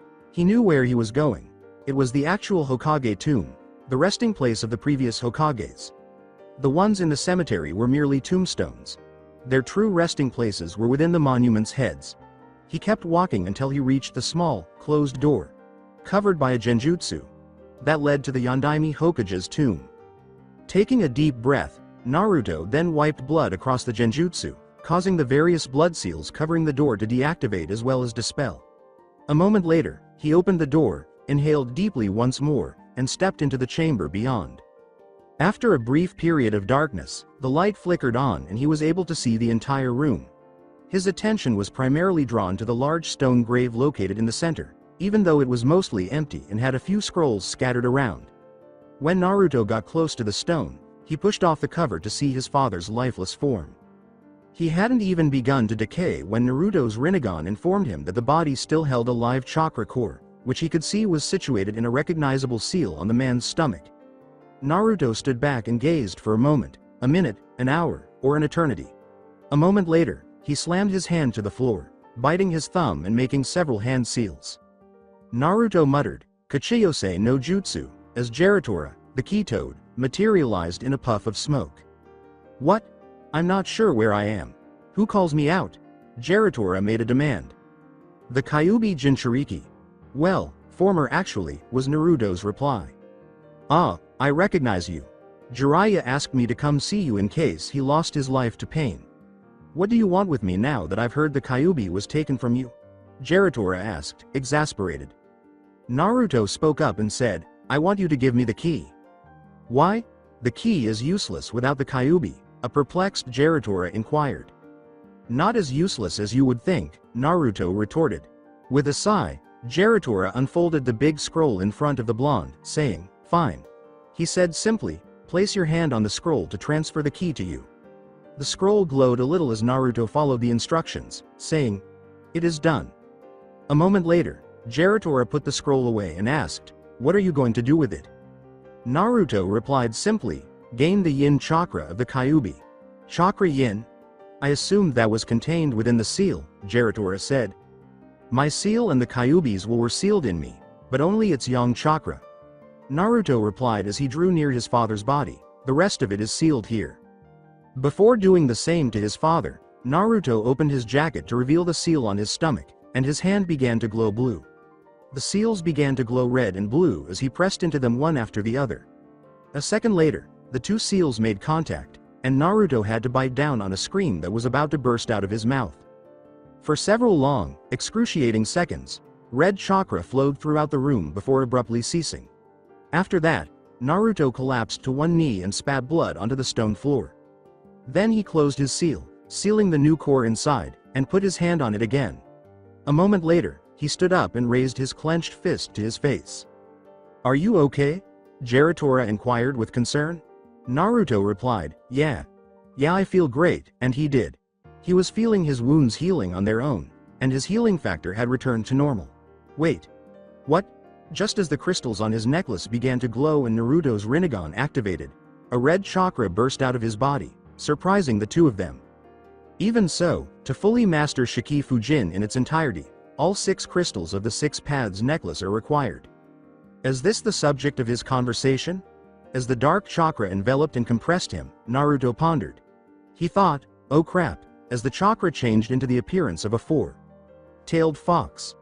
Why does this feel different from the last time? With a flex of his chakra claws, Naruto thought. I had sealed only the yang chakra of the Kyuubi, along with its will, in my seal. Dad, you purposefully sealed Kyuubi's will with its yang chakra inside my seal so Madara could extract it, but you left the yin chakra alone in yours so I could use it independently of Kyuubi. I'm not sure if I should thank you or hit you. Grinning, Naruto looked down at his father and thought, that's insane. Naruto? Nervously, Jiraiya inquired. Naruto replied, I'm fine. In fact, I've never been better. I don't have to constantly fight the Kyuubis for control of its chakra anymore, before letting go of the chakra and going back to his usual state. What are you going to do now?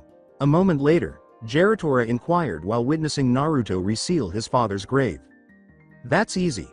Naruto grinned and said, I'm going to call a war council and we're going to discuss what I'm going to do about Akatsuki.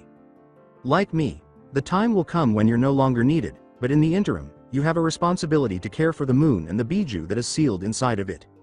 I promise not to fail, Naruto vowed as he and Jiraiya left the chamber and shut it again.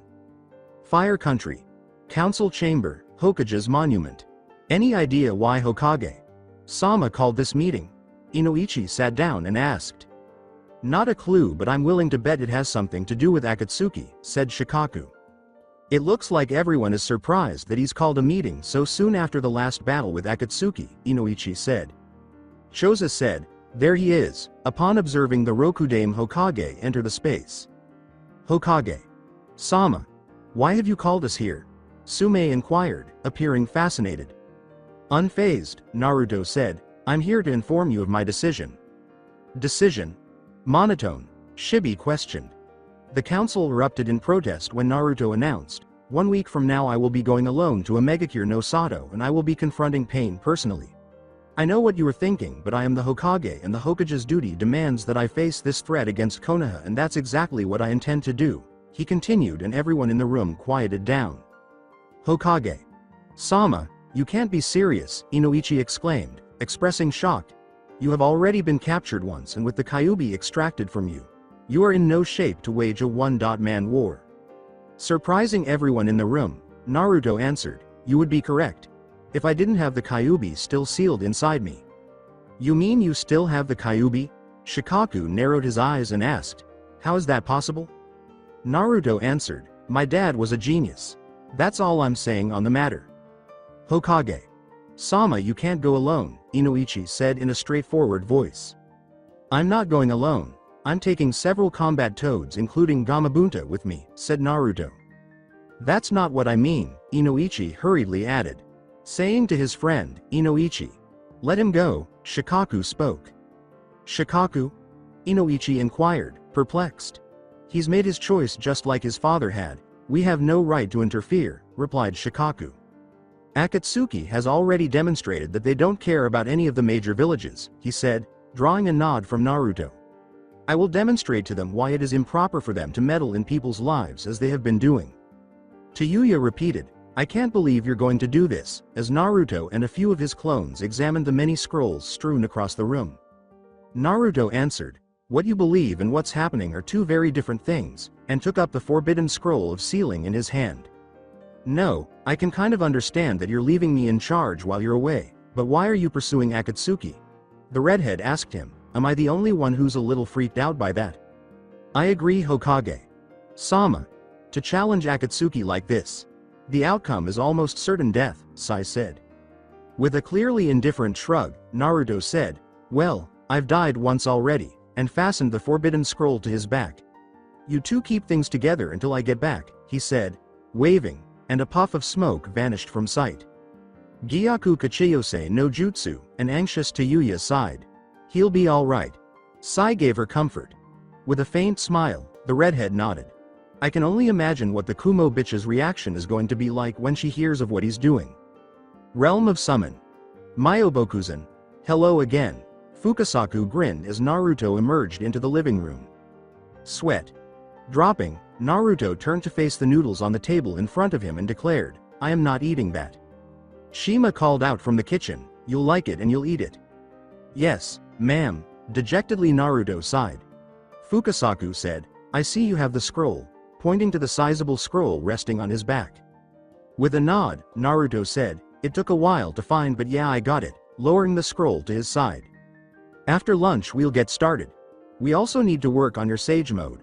Without Kyuubi influencing you, I maybe be able to completely bond with you, Fukasaku grinned. With only a nod, Naruto began, grudgingly, consuming his noodles. Realm of Summon. Myobokuzen, Naruto. Boy, are you sure about this course of action? Fukasaku questioned the fair-haired Hokage. Naruto replied, pulling on his coat, I'm ready to fight. I understand. Ma is already in the area and should be ready for what we have planned, the Toad Elder nodded with a sigh. Surprising Fukasaku, Naruto said, I never thanked you. The older Toad asked, for what? For sticking by arrow. Sennin through thick and thin, Naruto grinned in response. Fukasaku asked gravely, Naruto, tell me the truth. You're planning on living through this, aren't you? As the Yondaime Hokage of Konoha, I will do what I must to protect those closest to me, said Naruto.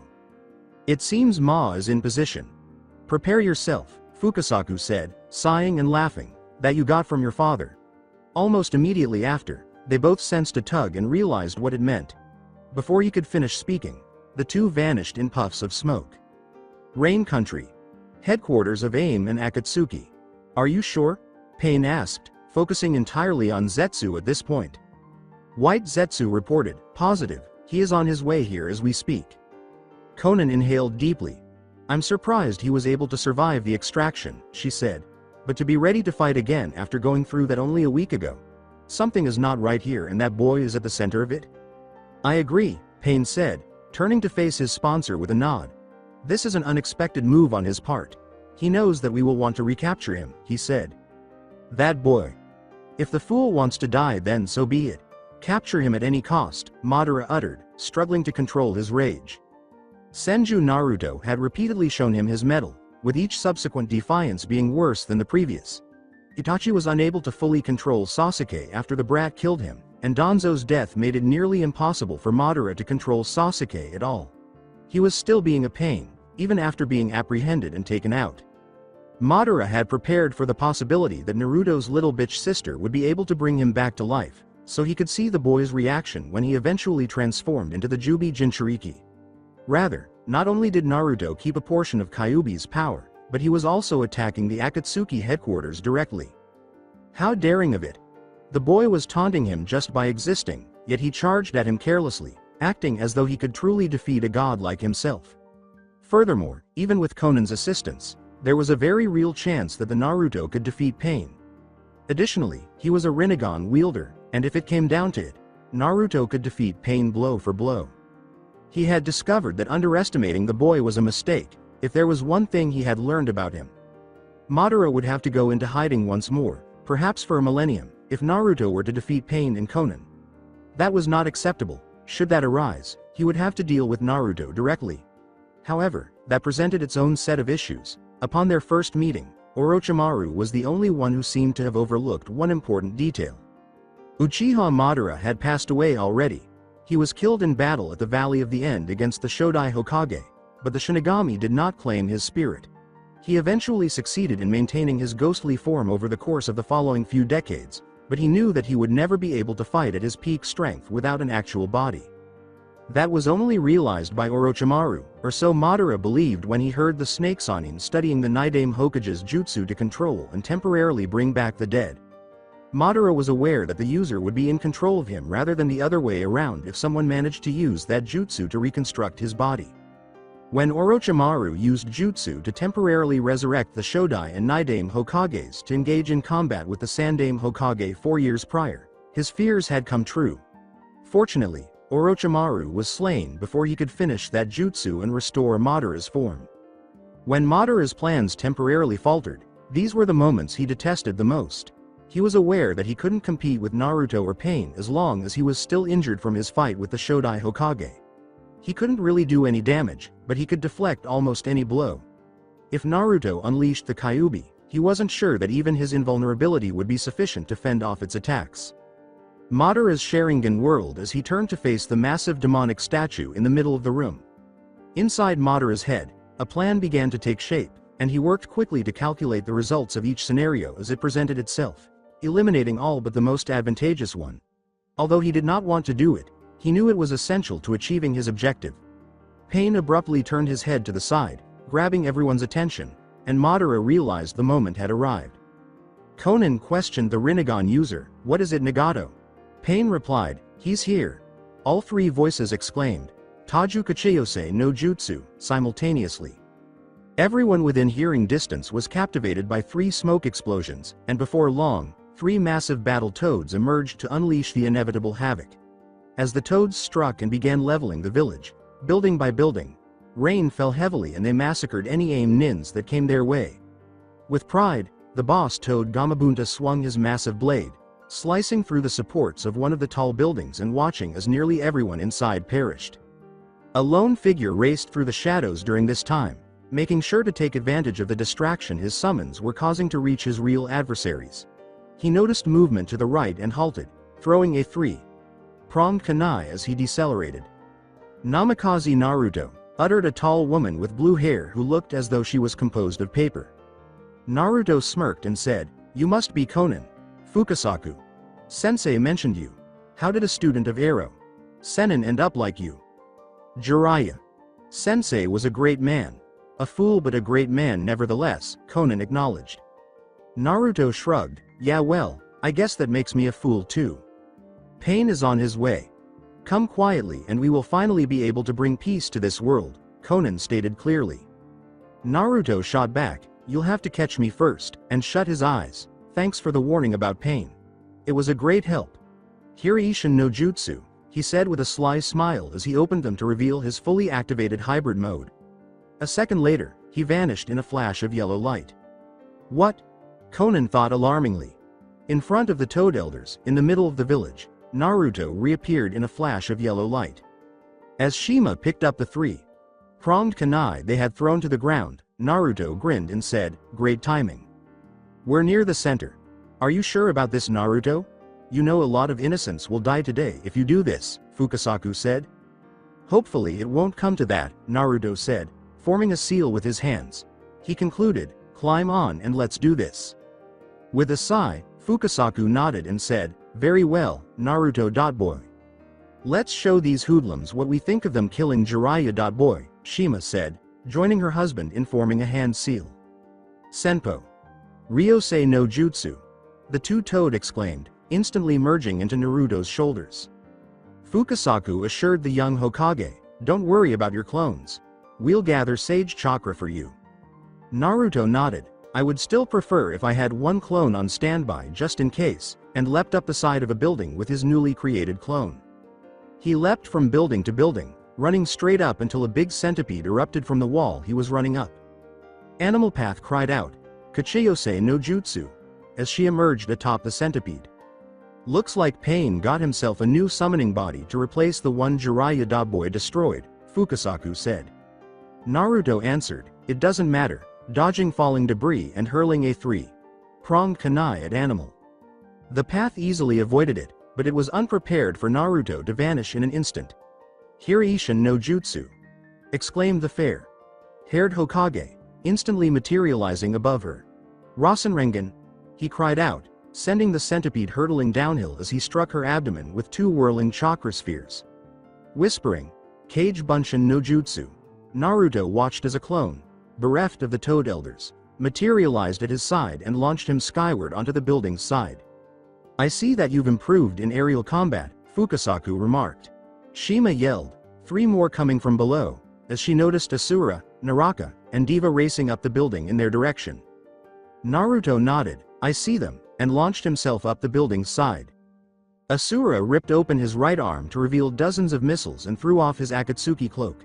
They opened fire, veering to pursue their target, and closed in on Naruto from above. As explosions ripped through the building's side, Naruto barely avoided the onslaught. When the dust settled, the three paths were racing beside him. Naruto exclaimed, "Damn, doesn't this guy ever quit?" with exasperation. Diva whispered, "Shinra Tensai," and launched a gravitational blast towards the blonde.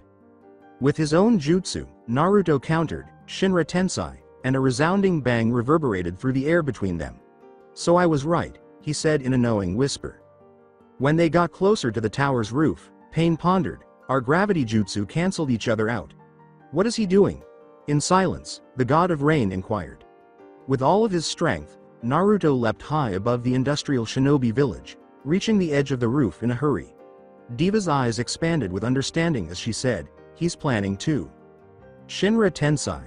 Henin Bansho. Naruto and Diva hung over the village for a few long seconds before they both descended to the street below where several towers lay in ruins. The world around them distorted as it seemed to be blown away and pulled in at the same time, and everyone watching on saw a sphere of mutilated space ripping everything inside in a matter of seconds. "That was too close," muttered Conan as she materialized at his side as a spiral of papers. "Are you all right, Nagato?" asked the other 5 paths as they suddenly materialized at their side.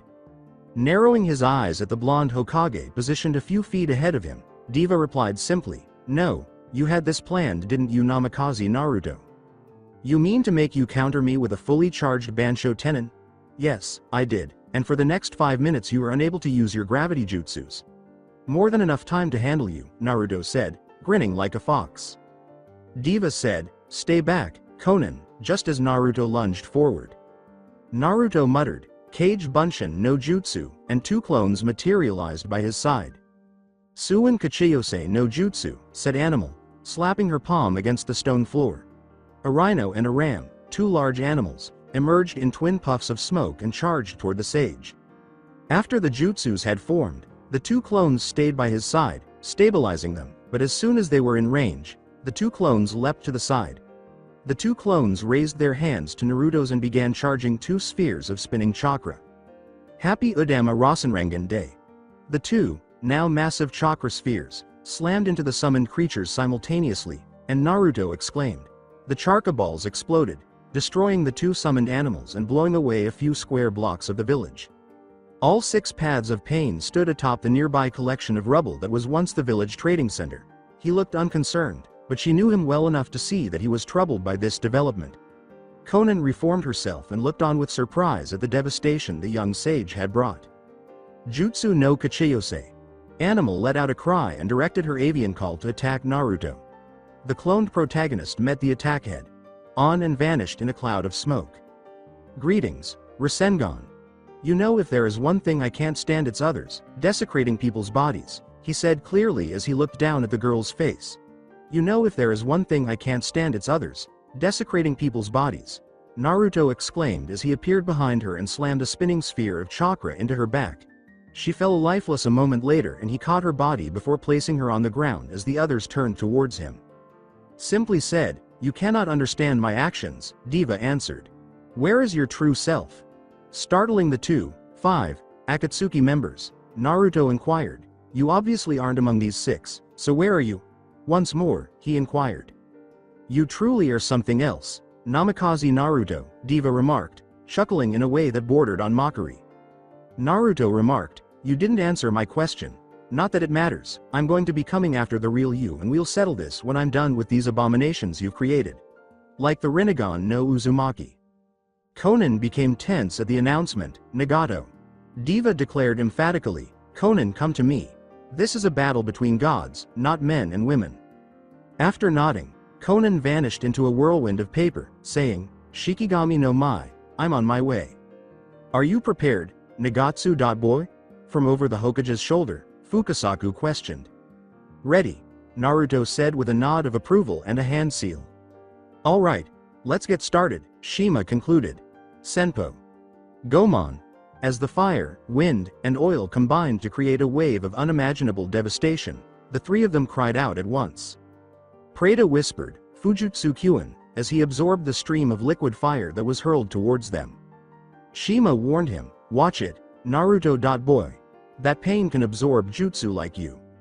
Naruto smiled, "I thought so," as the 2 clones he had previously created materialized behind the 5 paths that remained. Bunshin Deibakuha. The 5 paths were immediately hit by the explosion of the 2 clones.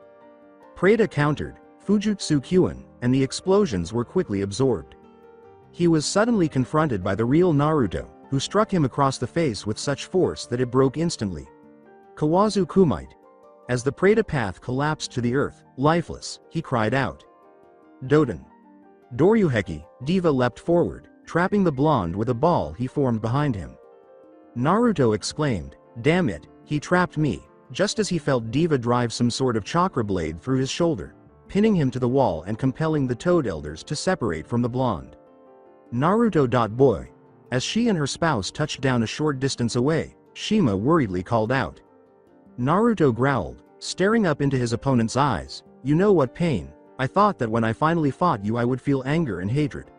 The two just stared at each other in their Rinnegans, but I don't feel like that at all. I feel complete for the first time in my life, he vowed, right here and right now. I will stop you. And I will stop Madara from plunging this world into an endless nightmare. Madara is an idiot for believing that I would participate in his games. My approach is the only path to genuine peace. Pain declared emphatically, "I'm going to use the Biju and I'm going to make a weapon that will cause future generations to feel pain and fear so they won't fight and kill one another." Naruto smirked at him and growled, "Your peace is the same as Madara's, it's nothing but an illusion." "What would you do in its place, then?" Pain asked in a monotone. "I would persevere, I would make it through, and I would unite everyone and help them to understand one another." At the Kage summit, it's already underway, Naruto responded with a wounded chuckle. "Just because they can understand each other doesn't mean they can come in agreement," Pain replied. "Perhaps that is accurate, but so what? The world can't be saved so easily. Fighting is a part of human nature," inquired Naruto. "For as long as we can remember, we have been fighting, and we won't stop until we are all dead." Pain almost dared him, saying, "If that is the peace you seek, then fight for it, if you can." "I found you," he taunted. "I already have." Sage chakra spread through the chakra blade, pulsing into the air and then toward the village's biggest tower. Pain realized, he tracked me with that blasted sage mode of his, just as red chakra burst out of Naruto's body, forcing him to retreat. When the light faded, Naruto appeared on all fours, outlined in some sort of skeleton, and roared like the god of rain. He was covered in a thick, sinister crimson chakra and resembled a fox with 6 tails. Rain Country. Battlefield, aim, Naruto. Boy, Fukasaku timidly inquired. To Pain's surprise, Naruto reassured him, "I'm fine." "He's grasped the chakra of the Kyuubi?" Pain thought, squinting and showing a hint of concern. Without any delay, the Kyuubified. Naruto charged forward, defeating Asura with a single blow before he could respond. Thankfully, everyone had already left the outer village when the punch caused a shockwave powerful enough to level most of it. This is going to be more challenging than the I the Jinchuuriki, Pain thought to himself before Naruto attacked him once more. "Shinra Tensai!" He cried out, his powers finally coming back. With only his chakra, Naruto deflected Shinra Tensai, forcing Human to catch him as he roared and sank 4 of his tails into the ground. Suddenly, red and blue orbs gathered at Naruto's mouth, compressing into a fist-sized ball of black energy. "Rokubiko Imar," he began. Bansho Tenin. Just as a building was about to fall on Naruto, Diva interrupted. Naruto's jutsu was misdirected by the impact and burst into a dazzling light.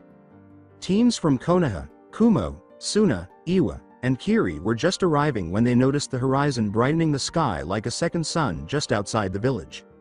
"What the hell is that?" It was Kankuro who asked as the light faded. Tayuya responded, "That must be Naruto," as smoke billowed from the explosion's source and toward the sky.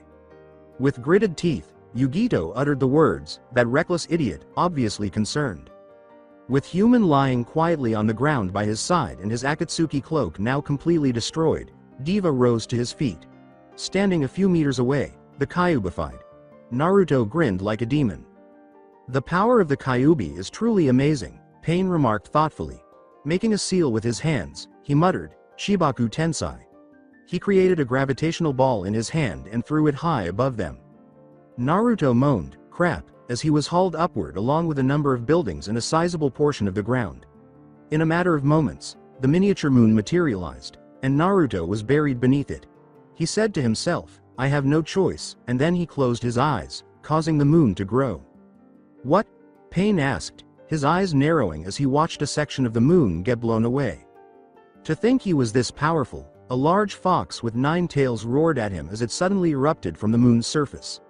Raising his hands, He prepared to dig himself out of Chibaku Tensai using only pure chakra. I should make him larger while I can because I don't think he'll be as manageable as the Hachibi. Pain's eyes widened slightly as a black ball of chakra suddenly formed at the fox's mouth, saying, "Oh no." Kyuubiko Amari. With a roar, Naruto unleashed a massive chakra blast that wiped out everything in its path and carved out a large chunk of a Megakure no Sato. What incredible strength! I can't handle it. When the enormous fox landed back on Earth outside the village, Naruto managed to free himself from Chibaku Tensai, but the man-made structure was still there. Pain leapt to a great height and threw the small moon at Naruto, shouting, "Bansho Tenin." With a powerful explosion, Chibaku Tensai struck the fox's side, causing Naruto to falter and allowing Pain to get closer to him. With a roar that leveled several buildings and blew Pain away, Naruto spun as fast as he could, his tails ripping open the ground. "You can't win, Pain." Pain leapt to the side as Naruto let out a roar. With a huge shockwave, Pain said, "He is too strong," as Naruto swung his tail at him. "Many AIM nins have perished and the village lies in ruins." He went on, "I will undoubtedly be killed if he focuses on my actual body." The fox began to shrink and contract at that very moment. What was he doing? Is he suppressing the chakra of Kyuubi? Why? As the last of the red chakra left him, Naruto sighed and said, "That was close, I almost lost control again." He looked back at his opponent a second later. "Even without Kyuubi influencing me. If I use that chakra for too long it will consume me. What's holding you back? Let's finish this," he exclaimed, feeling his sage chakra reload from the one sage clone he had created prior to their start. "I'll give him that. He's got stamina and is already in sage mode." Pain thought tiredly, "I had to confirm the power of the Kyuubi but I never even imagined Chibaku Tensai wouldn't be enough." Abruptly, Naraku and the resurrected animal materialized beside him. Whispering, "Kachiyose no Jutsu," animal called forth the final 3 paths to be resurrected. Fuin. Kai. Naruto let out a cry as he pulled 2 containment scrolls and unleashed a barrage of 3-pronged kunai. The kunai struck the earth near the 6 paths of pain after soaring through the air. Pain thought, "No," as his path attempted to break free. It was too late. Hiraishin no Jutsu.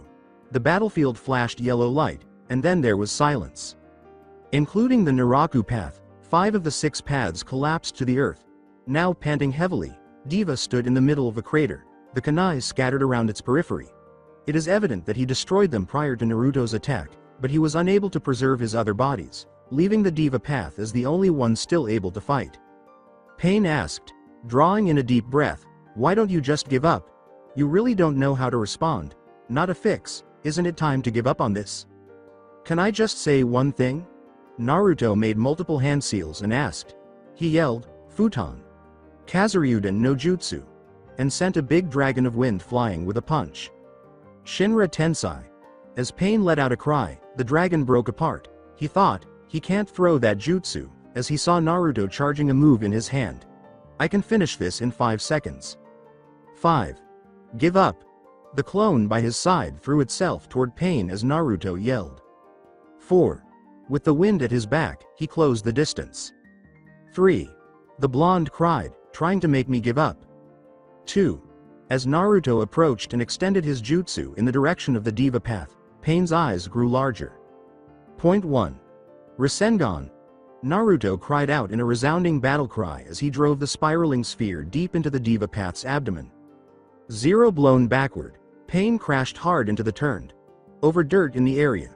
A few feet away, Naruto skidded to a stop, gasping for air and with blood streaming from his eyes. He collapsed to one knee, spitting blood onto the floor, then glanced up at the spot where Pain had gone down. Naruto steadied his breathing and thought, "I think I overdid it on that one." A moment later, he stumbled to his feet, saying, "Thank goodness my Rinnegan has recharged. My body can't handle much more of Kyuubi's chakra because my sage mode is depleted." Drawing near the now deceased Diva path, he extracted one of its chakra receivers. "Found him. Now to meet the real Pain," he said, stabbing it into his hand and firing a burst of sage chakra through it. He threw the receiver to one side and faced the village's tallest tower. It stood, along with nearly all the other buildings in the city-sized village, on the southern side. He left the battlefield where he had battled the 6 paths and launched himself onto the rooftops, closing in on Pain. Nagato's main body. Rain Country. Tower of Pain, aim. Rasengan. The main chamber door blew off its hinges, and Naruto stepped inside shortly after. As soon as he entered, he noticed 2 figures in the middle.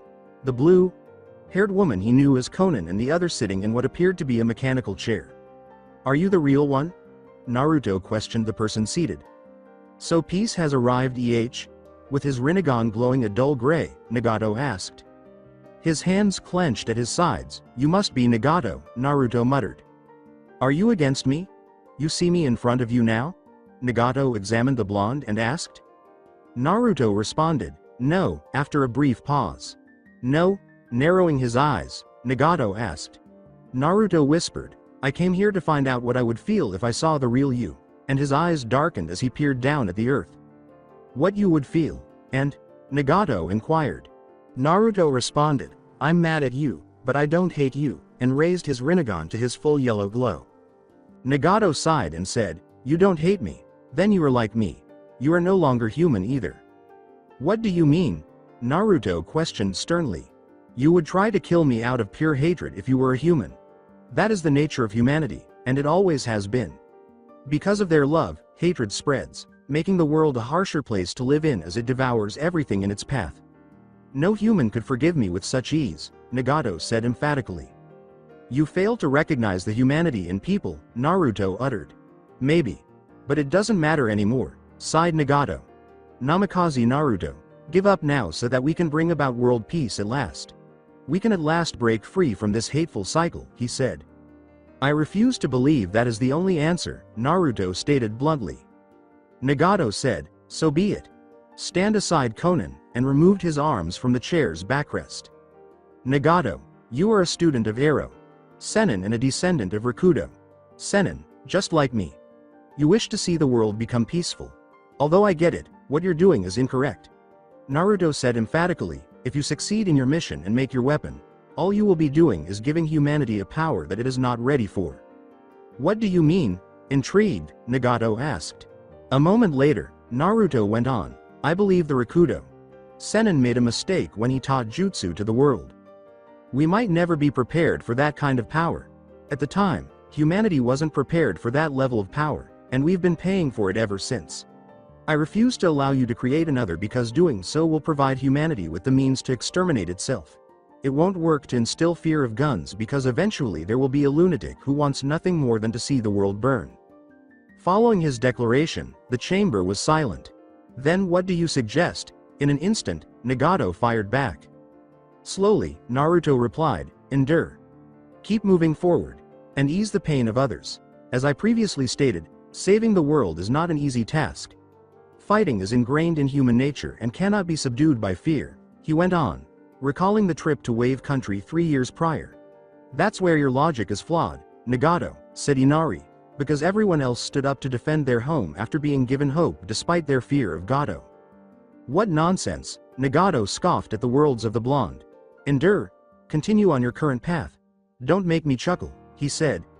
"The only way to establish peace and order is to force everyone to feel true pain and fear." "Why do you believe that?" Naruto inquired.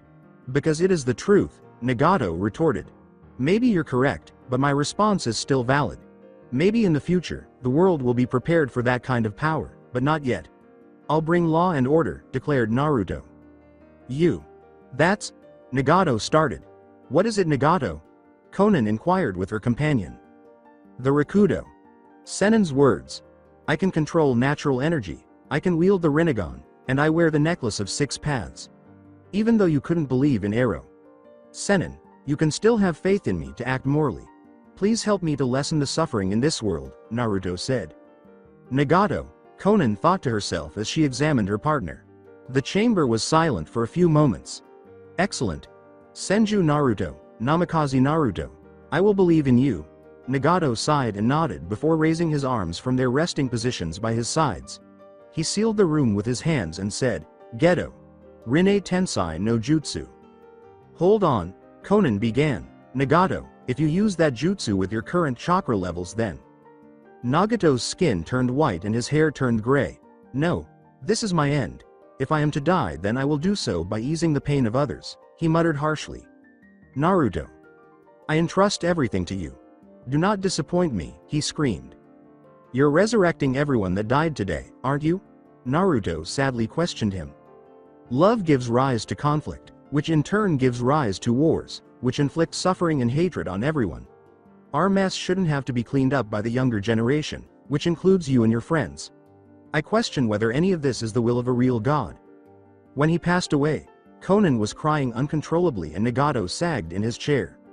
Are you going to be okay? She hesitantly answered Naruto's question as she covered Nagato's body in papers. She responded, yes, after a brief pause. A moment later, she turned to face him.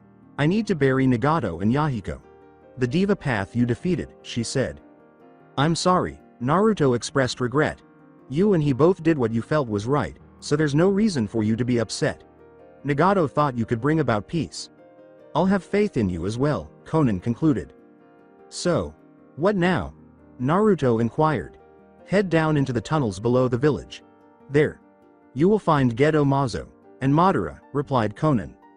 Naruto bowed to his fallen opponents, saying, thank you, and hurried out of the chamber. As soon as I bury Nagato and Yahiko, I will aid you, and kill Zetsu, Konan said, watching him leave in silence. The Akatsuki would come to an end today, in either case. Rain Country. Headquarters of AIM and Akatsuki. He was approaching. With the silence that now shrouded the world around him and the ruins of Omegakure no Sato overhead, there was no denying it anymore.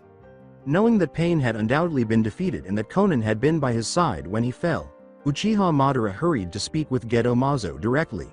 This resulted in an indisputable fact. Senju Naruto had defeated 2 Akatsuki members and Omegakure no Sato on his own. One man had vanquished the shinobi nation's military might. It was absurd. Given that the Kyuubi Jinchuuriki was now too powerful to defeat in his weakened form, Madara had to expedite his plan. Now, his only chance was to try and unleash Geto Mazo on that Senju brat, ripping the remaining chakra from Kyuubi's corpse. Just as the chakra spikes from Geto Mazo had pierced his skin, he heard footsteps coming down the corridor. Drawing on the power within the statue, he turned and glared at the Yondaime Hokage who was just now making his way into the room. Uchiha Madara, Naruto yelled upon spotting the masked benefactor of Akatsuki. Senju, it's too late. Madara smirked as chakra began to swirl around his body. I have completely interfaced with Geto Mazo. Even without the Kyuubi's yang chakra there are still 9 tails worth of power inside Geto Mazo. Within moments I will release the Jubi and become its Jinchuuriki. Naruto made it very apparent, I won't let that happen. How are you going to stop me, then? The Biju has already been merged back into the Jubi inside of Geto Mazo. You are the only thing still missing.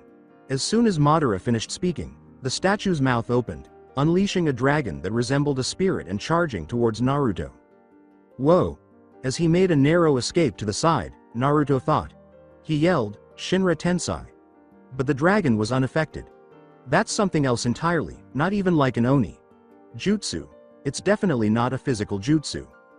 Dai Senju. As the dragon swooned around and hit Naruto in the chest, Madara let out a furious shout. Damn it, Naruto exclaimed, startled as he sensed his soul and chakra being torn from his body. I win. Fuin. Madara cried out as Geto Mazo devoured the yang chakra of the Kyuubi. Geto. Rinne Tensai no Jutsu, whispered Naruto's ghost while he made a hand motion. He was drawn back violently and suddenly into his body, and he got to his feet, saying, now you're pissing me off. You've conquered the ability to control life and death, huh? Now, it makes no difference. Hake no Fuin Shiki. Madara let out a cry as the statue's chakra grew and enveloped his body. I won't let you do this. With a shout, Naruto made a seal with his hands.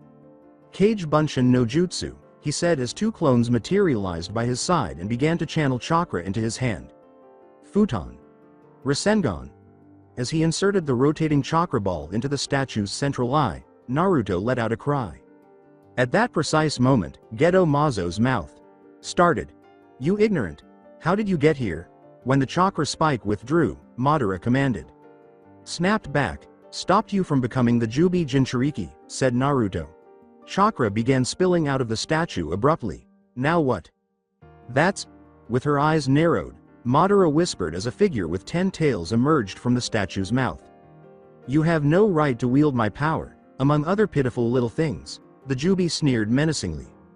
The creature lunged ahead, driving all 10 of its tails deep into Madara's chest and yelling, "You should have known your place. Child of my enemy." Madara yelled, "No. I am. You master. I will become. A god. No," as his body began to burn slowly. The Gedo Mazo can only be fully interfaced and controlled by a true sage.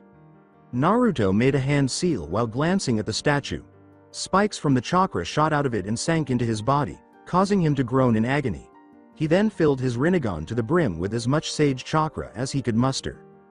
When the Kyuubi realized this, they moved swiftly to deal with him. The beast roared as it charged forward, saying, "Hold still, mortal." Naruto reached up and lifted his shirt, revealing the seal covering his stomach, then lowered his hand over it. The seal twisted and he created a hand seal, saying, "Kai." When the Kyuubi realized what the blonde was doing, it yelled, "No," with rage. Ura Shisho Fuinjutsu. 4 symbols suddenly appeared around Naruto and surrounded the two, forming a dome. "Fuin!" he exclaimed as the Kyuubi was drawn in, closing it with the key seal in his hand as he brought his hand back down to the seal. Stillness. Gedo Mazo. As the statue gradually withdrew the chakra from his body until it was completely gone, Naruto mumbled. With a familiar hand seal, he summoned 2 clones to his side, calling them Kage Bunshin no Jutsu. "Come on guys," he said, extending his hand. "We'll use that jutsu because we have to eliminate any evidence of Gedo Mazo immediately." It was the one jutsu that his father was never able to master, the real futon, Rasengan, with the instantaneous power to level an entire city. Because of the chakra requirements, he had never been able to finish it, and Naruto was unable to either, but that all changed when Naruto used the key to fully access Kyuubi's chakra. Futon. Rasen Kamikaze, it had ended. Thus, Naruto transformed into the Nidaime Rakudo, Senin. Rain Country. Battlefield. Aim Yugito abruptly stopped and glanced up at the nearby river. As she noticed the chakra levels, her eyes grew wide, and she swiftly pivoted to face the other Alliance ninjas. She yelled in a panic, "Everyone get down!" just before a huge spinning ball of power and wind engulfed the river. "What the fuck is that?" As it tore at everything it touched and attempted to pull them in, Tayuya let out a startled cry. "I think that's Naruto." Over the howling winds, Yugito shouted back. Shortly after, the ball burst into a tremendous gust of wind, toppling everyone and transforming the river into a spacious lake in the future. There was a pause, and then everyone stood up again, if a little reluctantly. "I have detected Hokage." Sama exiting the crater, "Kitty," Sai said. "That moron," Yugito muttered in irritation to mask her growing anxiety. When Naruto emerged from the smoke and onto the burnt battlefield where he had battled the Rakudo pain, it was his first sight of daylight. After taking 3 more steps forward, he passed out from exhaustion and was discovered by his fiancée. "Yugito?" As she placed him on the ground, Naruto questioned. "You reckless idiot," the Raikage growled through gritted teeth as she began tending to his wounds. "What the hell were you thinking attacking the Akatsuki's stronghold all alone?" "Hey. It seemed like a good idea at the time," winced Naruto, laughing. As Yugito slipped into unconsciousness, he simply grinned. Fire Nation. Academy, Konoha. And with the unification of the elemental countries, the Akatsuki War came to an end. Does anyone currently know the fate of Shodai? Sama and his spouse? Inquired Yu, the female academy. Yes, Hikari? A hand raised. No one has any idea, Uzumaki Hikari retorted. There have been rumors about where they went, but no one knows for sure where they went. That's right, Yu acknowledged with a nod. When Namikaze Yugito stepped down as Raikage, they both disappeared and haven't been seen since. Another pupil raised their hand and said, "Yes, Usagi?" Textbooks claim that the Rinnegan bloodline is the most powerful bloodline in existence, but how can that be true when there are only 4 known Rinnegan bloodlines? I mean, no secret was ever kept for very long during the Shinobi Wars, especially when it was powerful, so how come no one knew about the Rinnegan? Inquired Yamanaka Usagi. That is a really good question, but keep in mind that anyone who makes it out of a fight with a Rinnegan user is really fortunate. For example, Until the start of the Akatsuki War, no one was aware that Pain, the leader of the Akatsuki, was a Rinnegan user, Yu said. What makes knowing this necessary? Rather than determining the number of hairs on the Yondaime Hokage's back, shouldn't we be studying how to become ninjas? Hyuga Ryo sneered. With a sneer, Yu answered, learning from past mistakes allows you to stop yourself from making the same mistakes. Once more, Ryo mocked, whatever. You should remember that the peace we have now is because of the actions of these people, Yu said. If things had turned out differently and for example Sama didn't awaken his Rinnegan, the war could have easily turned out differently and the Kyuubi could have been let loose on the world even to this day. Yeah, well, it's dead now, right? Unsure, Hikari inquired. Yu answered, that is a question without an answer. We know for a fact that the Kyuubi's chakra core was sealed with Sama at the conclusion of the Battle of the Rain, but by all rights the demon should have been released when Sama died, just like it would have if the Rakudo Sennin had died before sealing it inside the moon. So what happened to it? Usagi blinked in perplexity and asked. Maybe it would be better if we were unaware, Yu shrugged. When the bell rang, she grinned and said, okay, class, that's enough for today. You're dismissed. What a long day. Did you have to go through this, Konohamaru? Sensei? She sighed as they walked out the window, staring at the seventh face on the monument. Excuse me. When she turned around, she saw a young girl with blonde hair, probably 11 years old, standing in the doorway with an orange and black jumpsuit on. Yes? Yu inquired. I don't believe I know you, nor have I seen you around school, new student? The blonde answered uncertainly, yeah, Hokage. Sama just approved of my enrollment, but I'm kind of lost. You were personally allowed to enroll by Konohamaru. Sensei? Where are your parents located? Yu inquired incoherently. They're at work, the young person said incoherently. All right then. What's your name? Yu shrugged and asked.